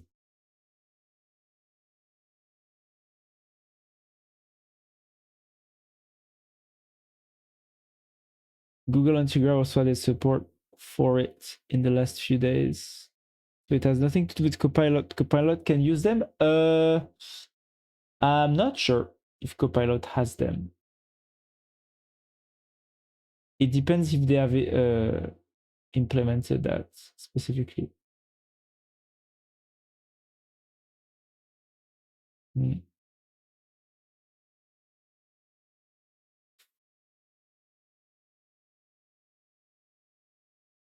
Also, to me, it feels very similar to like in Cursor and maybe in Copilot to the docs indexing feature, where you can have like an entire docs that is available for the agent to query if it needs it. And similar to this, you need to add the skill to the agents for it to use it. Hello, Nat. Hello, I'm a big fan from Brazil. Can you send a hug to Brazil? Yes, I send a hug to Brazil right now. Boom! Did you receive the hug? Did you receive the hug, Nat? Oh my god, yes!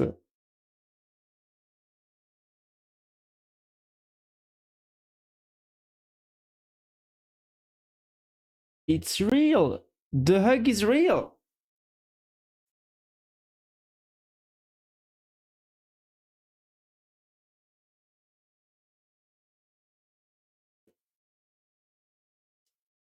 Copilot now supports agent skills. Ah, yeah, so it does work. Yeah, it should work, yes. Ah, if you've already set up skills for Cloud Code in the .cloud skills directory, in your repo, not in the home folder, Copilot will pick them up automatically. Yeah, yeah, so it does work.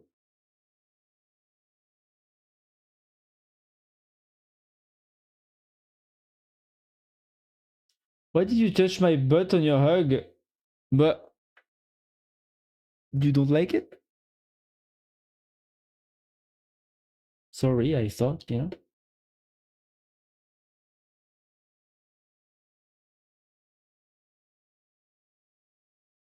He's French, exactly, right?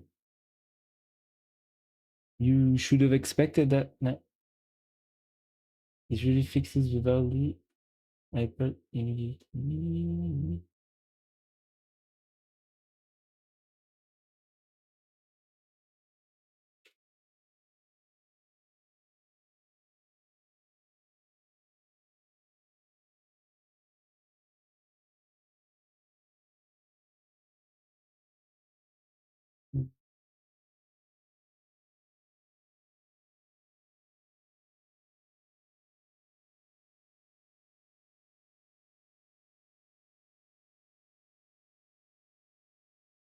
So if I just do this, does it work? Scale FPS 30. Let's see. Ooh.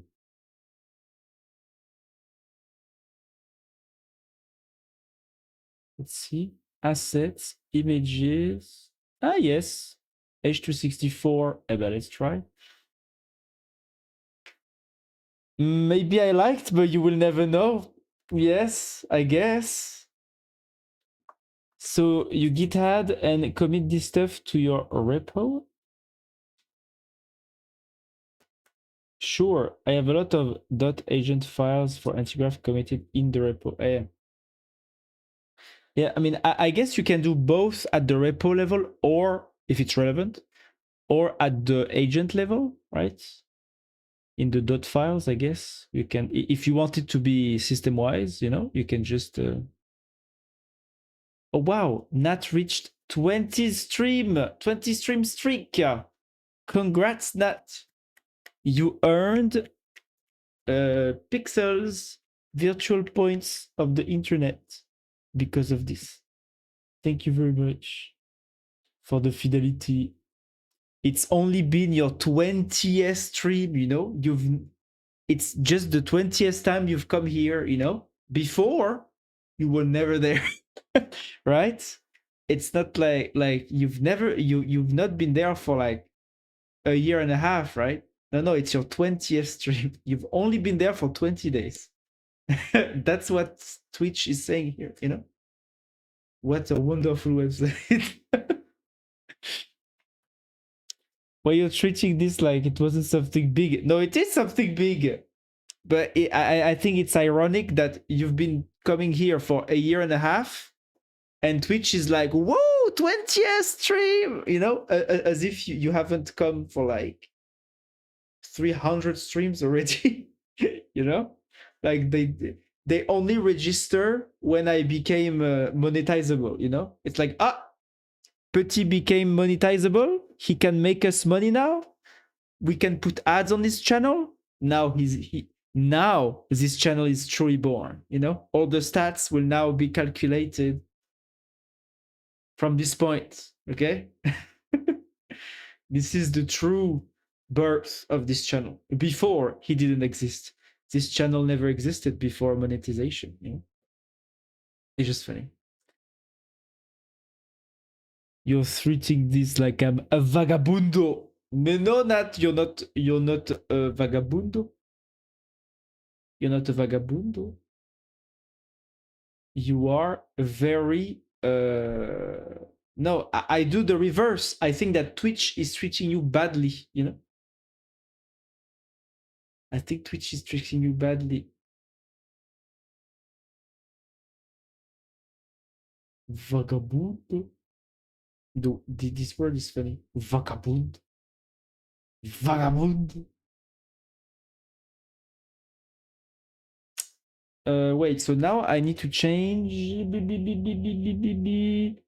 I need to change it somewhere. Here. H264. Up. And it's not working. It's still not working. Oh, really? No way.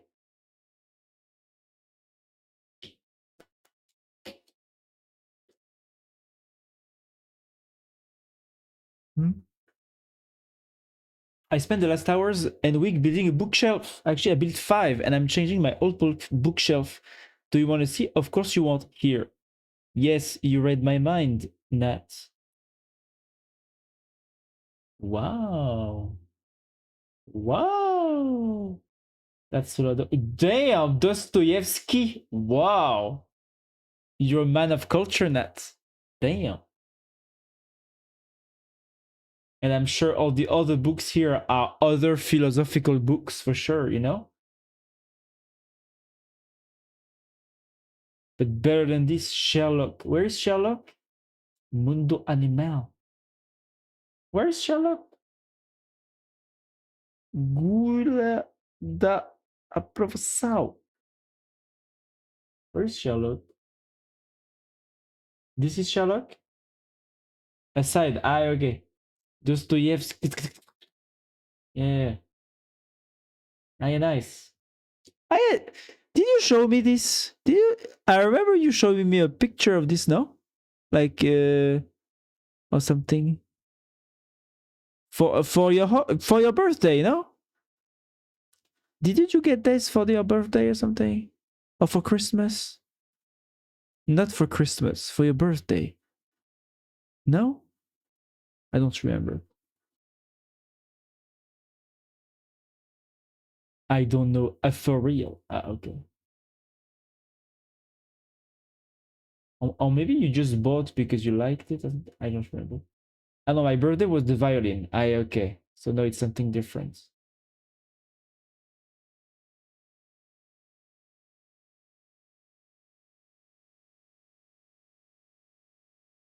Is this? What is this? No.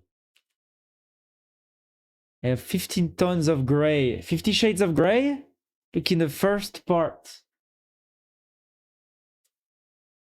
Third part? Is this 50 shades of gray? The first, no, first bookshelf?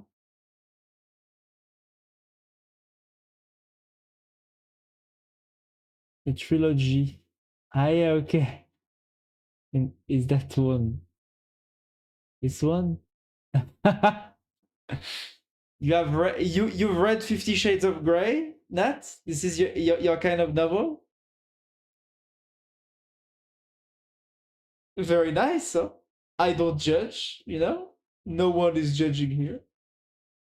No king shaming, you know, on this channel. Never. No king shaming. Okay. Look at Nat with these heavy tools, these heavy masculine tools, straight tools. Crazy. He has an axe. He has a hammer. He has a big scissors or whatever. Wow. Crazy. You know, it's my mama's book. Don't ask me. I will not ask. I will not ask. Yeah, it's a good axe to take heads. Yeah, right. That's what you do on the Sunday. With a good axe. Of course. And what is this? It looks like, you know, it looks like a earring, you know, or something rings. Yeah. Yeah, it's a ring. Yeah. Now I see it. My future wife. Wow. Damn. You already have the ring. Wow. That's pretty cool. With a big emerald. Yeah. This is the emerald. It's a big emerald. Huh? False emerald, but no one cares. No. You know how you say it? You say it's a real emerald made of resin. That's how you make it, you know? That's how you swoop it in, you know? Without lying. It's a real emerald made of resin. Yes, I will say this to my future wife. Well, exactly. She will love you. You know, she will like, wow, a real emerald. Yeah, it's a real emerald made of resin. Exactly. But why is this not working still? It should not work.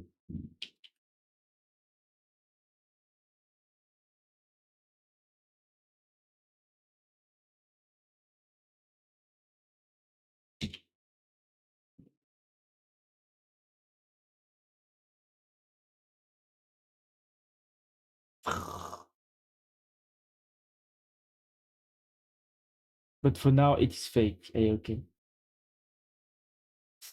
Oh, it's still not working. It's still not working. I know it's the old one, but how do I always forget how to reload the. Voilà, I need to right click on the reload. Oh, pause page reload. Clear cache. Mais what the fuck? What the fuck?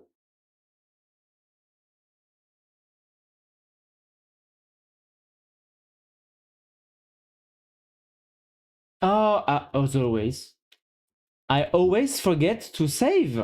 I always, you know, I'm so used to VS Code updating everything, saving the change all the time. I always forget to save the file that I'm modifying. NeoVim, it's not autosave. And you should not autosave, usually. Especially when you modify config files of your machine. Did you see that the Rusty creator said juniors are better than AI? He also said in my other app we have 95% of human code. Juniors and human code? Haha, I doubt. Yeah. The Rusty, what is the, tell me more. Who is the Rusty creator? Because I've heard somebody say something like this, but I don't remember the name. Okay, now it works. Yup. Yup. Now it's working. It's working. Fix video codec error. Convert to H64. So it's annoying that H265 is not supported by lots of browsers still. It's annoying because H265 is a way better, like it's better. It's a better codec. It's smaller and like for the same quality, the size is smaller.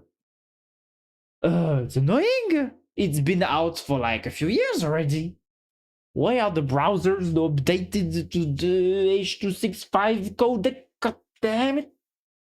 What the fuck?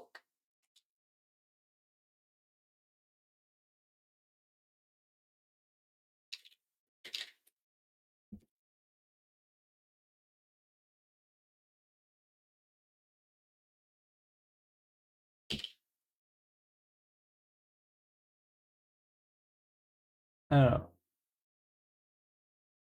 The creator of Ruby on Rails. Ah, yes, DHH.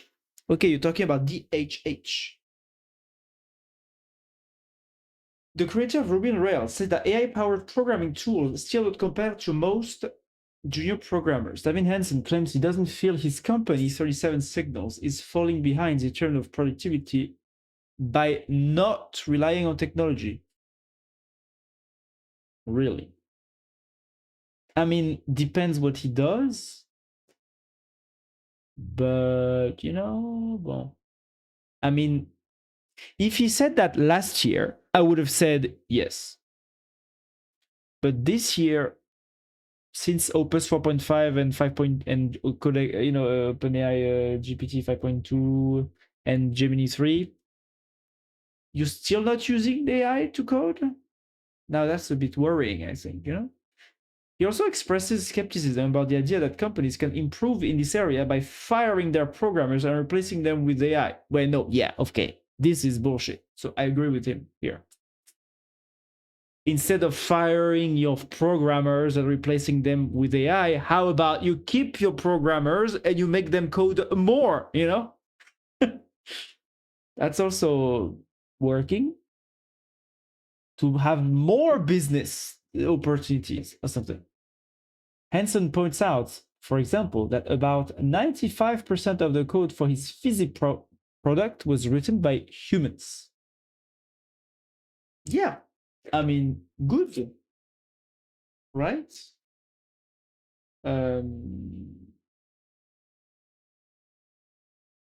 It's just that you know, it depends where and how and what are the people skill, you know, what people know, how, you know, it's a bit, it's a complex question. Because, for example, if the Fitzy product was made by people who have been like, you know, coding in JavaScript or something, or in whatever language they use to make this app for the last 20 years, and they know this language, you know, in and out by heart or whatever. Yeah, maybe it's better to have those guys write the code themselves instead of some AI, right?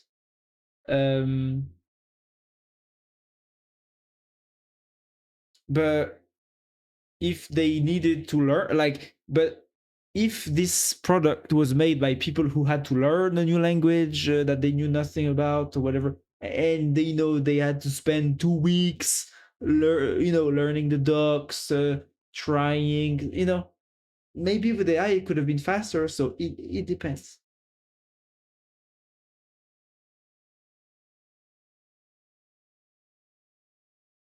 Well, a lot of that codex, wait, for the H.264, H.265, it depends on hardware support, I guess. That's annoying across OS and hardware. Yeah. And what about this tech news? Let me read everything first. He would never know if his people secretly use AI.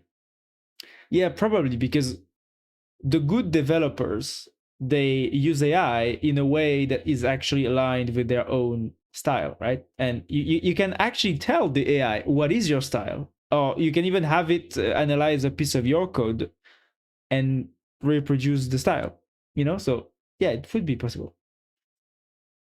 One guy noted about Stack Exchange that pretty much died pre-AI copy paste.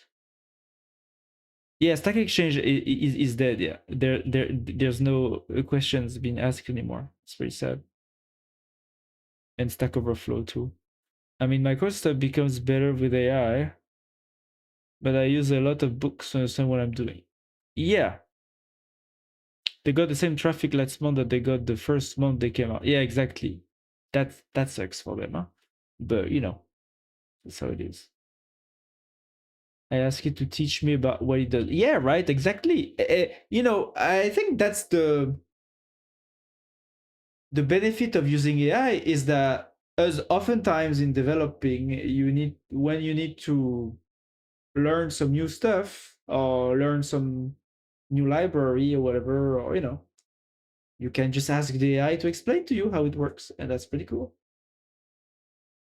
And that makes you go faster. Even if at the end of the day you will write the code yourself, but the AI would still make you faster, you know, just by making you learn the exact thing that you need to learn instead of, you know, spending an entire fucking day reading the docs just to have all the context or whatever, just to at the end maybe read the 60 lines that will actually get you started or can actually make the feature that you want.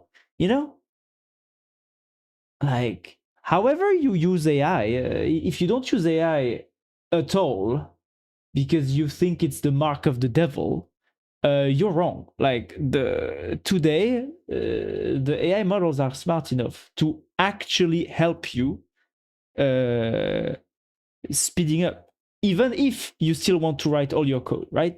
You just have to use the AI just for the docs aspect or the understanding aspect. You know, I feel like it's way more efficient this way.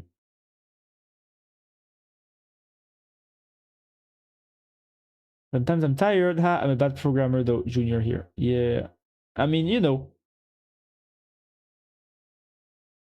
Nat. I earlier today I reviewed this article from Armin Ronacher.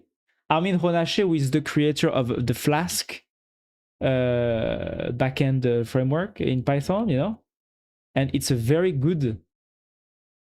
And Armin Ronacher is this very specific, interesting profile to me because he's a very well-renowned developer that is also quite maybe not enthusiastic, but he's interested into the AI coding tools and he's willing to experiment a lot with those, you know, and he actually experimented a lot. And here he basically compares the crazy extreme example that he's seeing in his you know, Twitter feed around this subject, and he compares it with his own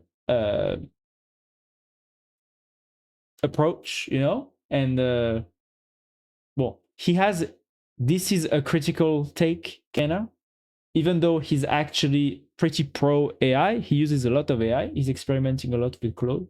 He's just here he's just criticizing what he sees as the extreme aspects of it, you know, the people who are so pro AI that they become a little bit psychotic about it, you know. I think it's interesting, and you know, he puts that in you know, it's the other side of the coin, you know, like there are people who never want to use AI because they think it's the mark of the devil and and at the same time there's people who are a bit too much into the AI, so they become crazy, in they they can't stop, basically. They become AI holic. Please tell me what this does. As if I am a 4-year-old child. You digrade the comment, expect like I'm 5. Yeah, some 5 are very smart nowadays.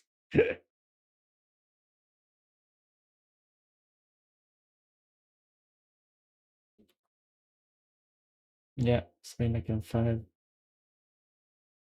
Mm-mm-mm. Okay. Bob, I think we solved. No, I need to push. So I think we solved the problem here, right? Yes. Now I need to push, and to push, I need to do maybe yes. No.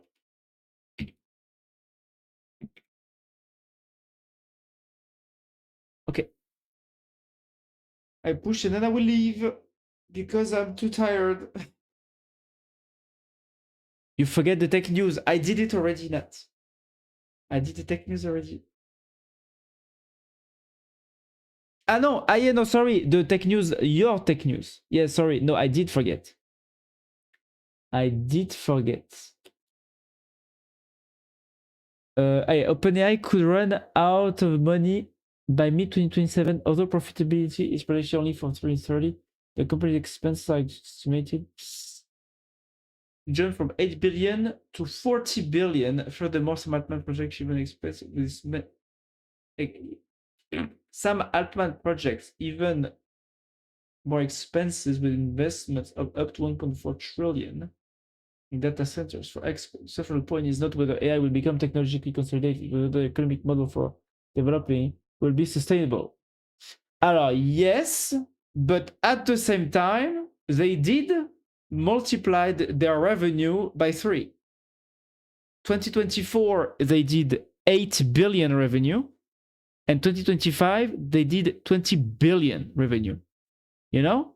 So actually, their projection about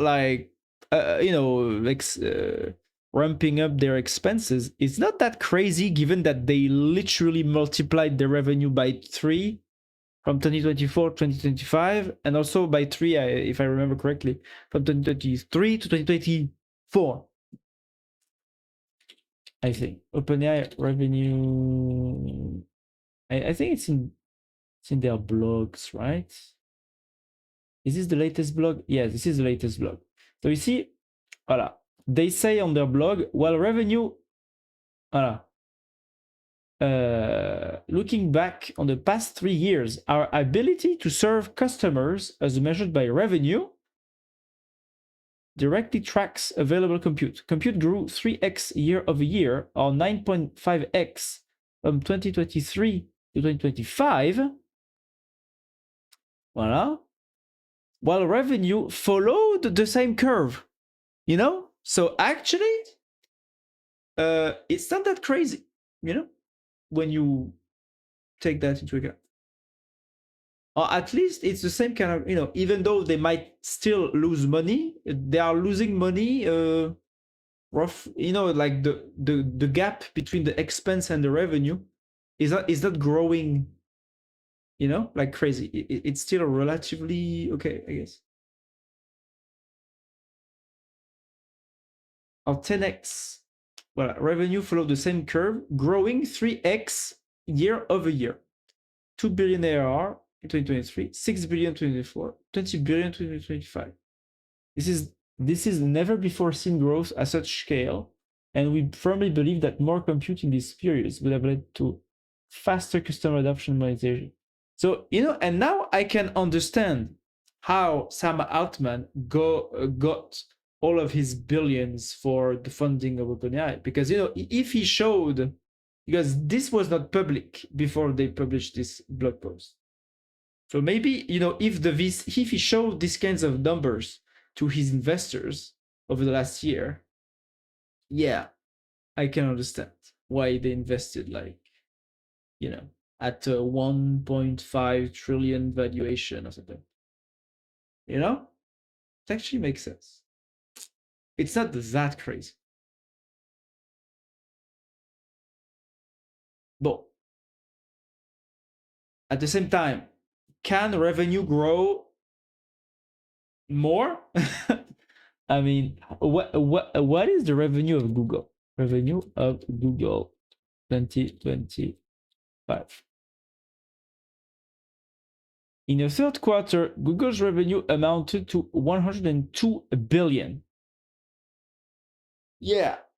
So it means that if they expect to do 3x again in 2026, they will approach Google level kinds of revenue. Given that Google is literally, has the most, I mean, in terms of like raw profit margin, it's like the best business that has ever existed on Earth, just the Google ads. Google has like a something like a 60% margin or something crazy, something crazy like that. Like they basically keep half of all the billions they make or something, if I remember correctly. Uh, Profit.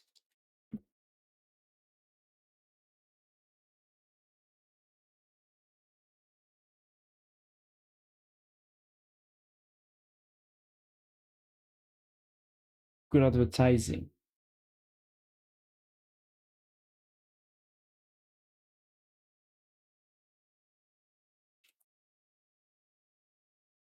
Uh, Alphabet reminded Wall Street of its dominance by reporting Q3 2025 revenue above 100 billion for the first time.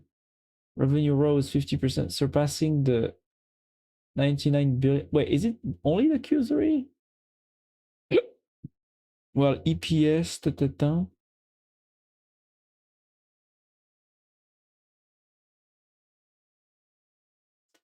tell me the profits. And then I leave. 65% in 2025. Damn.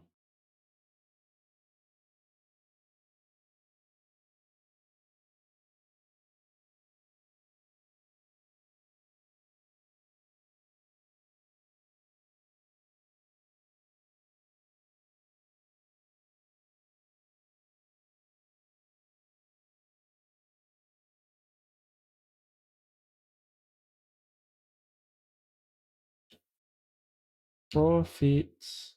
Oh, they don't talk about the profit. Where are the profits? Gross profit.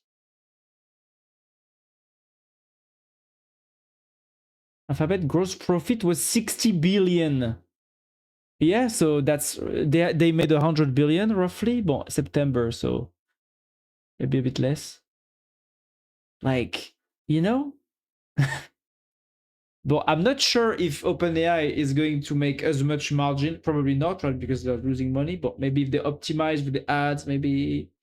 But yeah, I mean, after seeing these numbers, I actually realized that OpenAI might be more sustainable than I thought.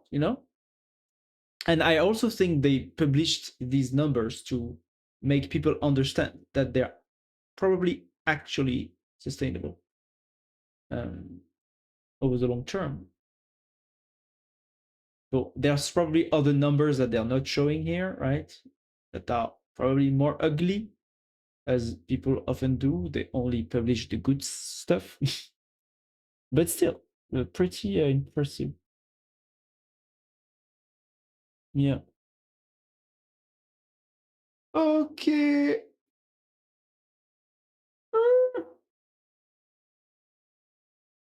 Bon, eh ben, I wish you all a good night.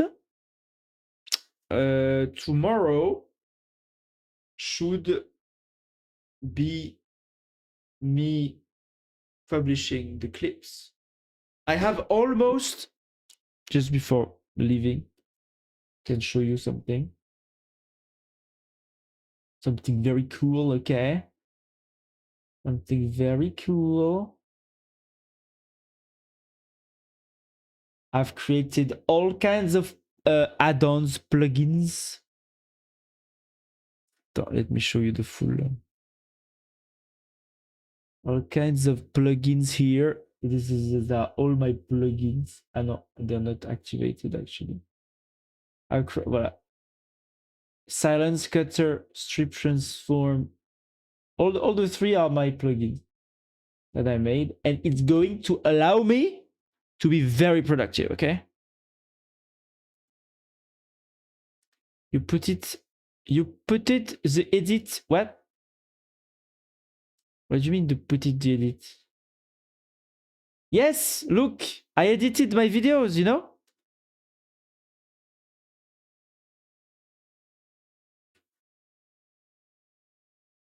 You know? With the little captions, you know? Voila, I cut the silence automatically.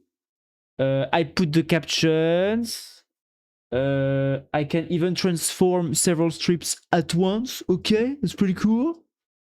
It's pretty cool. Because on Blender, otherwise you need to, you know, click one, transform, then to click the other one, you need to click another one, transform, and then you click the other one, transform. It's a bit annoying, right? So I made this to transform several at once. Do you have an email anywhere I can send you something, Petit Pois? Yes. Do I have an email? Look, if you go on Petit Pois, you can actually petitpois.com. You can click give feedback, and you can. But it's not here. Where is it? The real Petit Pois. Here, at the give feedback, you can send me a message. There is also this. Voilà, this email address also works. Le Petit Pois. Bon, it's the older. You know. Tiens, let me give you. Voilà, you can send to this or just to this if you don't want to, you know, use your mailing stuff. Voilà.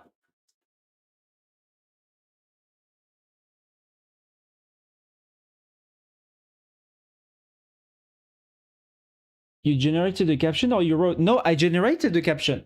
I generated the caption with Whisper. With Whisper and the Blender API. Yeah. You know? And because the captions are here, I can actually, you know, modify them if I want. If I select them, you know, I can, voilà. I can do caca, voilà. You know, this is nice, huh?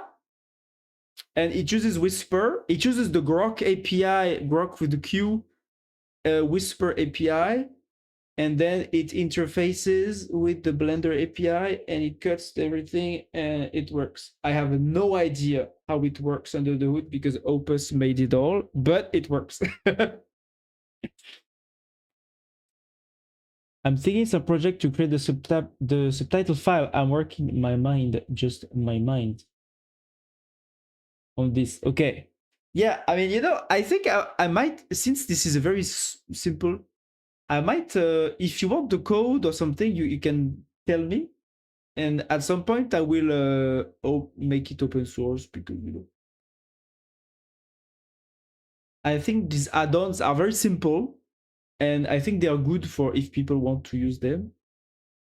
I just need to work on how because right now it's using the API environment variable on my machine. So I guess if I release it, it should work differently, I guess, or something. I'm not sure. Or maybe I can put the API key inside the UI directly. I don't know. I need to work on it. But if you want the raw code, you can. I can give you.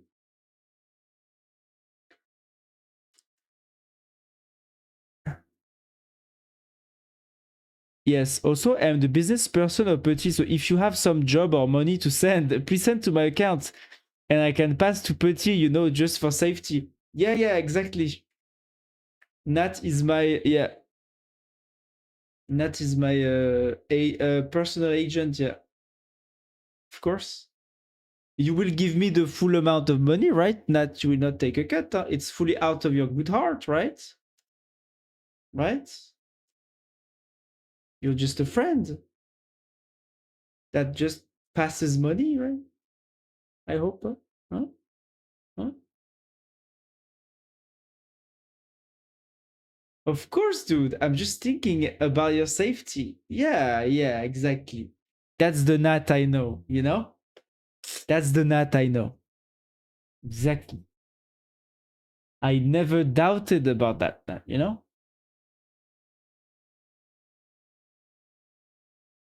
Yeah, and so an add-on to because Blender lacks uh, a good sound module, so I made my own. So basically, it can check the loudness of the sound and see if it needs to increase or lower. It's pretty cool. The peak, if it's clipping or not, if it's good for YouTube. Here it says too loud for YouTube. Well, and I can compress it. I can all kinds of stuff. Voila. Why going through the hassle of contributing to an open source project when you can just throw a quick Python add-on, plack plack plack plack with Opus, and boom, it works. You know, pretty cool. But we have some tax to send money to Brazil, France, but you will be fine. Oh, really? Oh, no. How much is the tax? We need some project to do subtitles in the correct format, but I will wait for you. Yeah. Yeah, yeah, yeah. But make work through the CMD to 40%. 40%! Oh my god. That's a lot. The Brazilian state takes 40%. Damn. I thought I lived in a socialist country, but now maybe Brazil might. Yes. I will talk with Lula. Okay, thank you, Nat. Thank you. To decrease. Okay, cool. Cool, cool, cool. I didn't expect less from you. Very nice. You're a real friend. And yeah, so tomorrow you wake up. Yeah. So tomorrow the objective is to now after making the add-ons, the goal is to use the add-ons to make the fucking clips that I need to make since a fucking week. I've been procrastinating because I'm a dumbass, okay? And so I need to do the thing, now. I have all the tools to do the thing, so I just need to do the thing. Well, I have 5 streams to catch up now. Tomorrow I will have to publish 20 clips. Voilà. It's not going to happen, but that will be my objective, okay? Tomorrow, crazy amounts of clips are going to get outputted from my brain and from my computer into the YouTube accounts, okay? And once I have done that, then I will be able to do the real opinion pieces or whatever. The first will be about Yann Lequin, even though nobody talks about Yann Lequin. It's not very hot right now, but I don't care. At least it will be my first blog article, my first video. It's like something to try, probably not going to have any impact, but at least all the errors that I will do on this first video, I will not do on the next videos that will be better. You know, that's my objective. No stream tomorrow. Yeah, no stream tomorrow. No stream tomorrow. Only clipping. Only clipping tomorrow. Yeah. Next stream is Thursday. Thursday. The next stream. Yeah. Tuesday, Thursday, Saturday. Tuesday, Thursday, Saturday. That's right. Bye. See you, everyone. Goodbye. Goodbye. Goodbye. Goodbye. See you. See you. See you. See you. See you. It's been a long time I've not used this emoji. Why the vibe? See you. See you. Goodbye, bro. Goodbye, bro. Goodbye, Nat. Goodbye, Cody. Goodbye, everyone who might be there. Goodbye, goodbye, goodbye, goodbye, goodbye. See ya. See ya, see ya, see ya, see ya.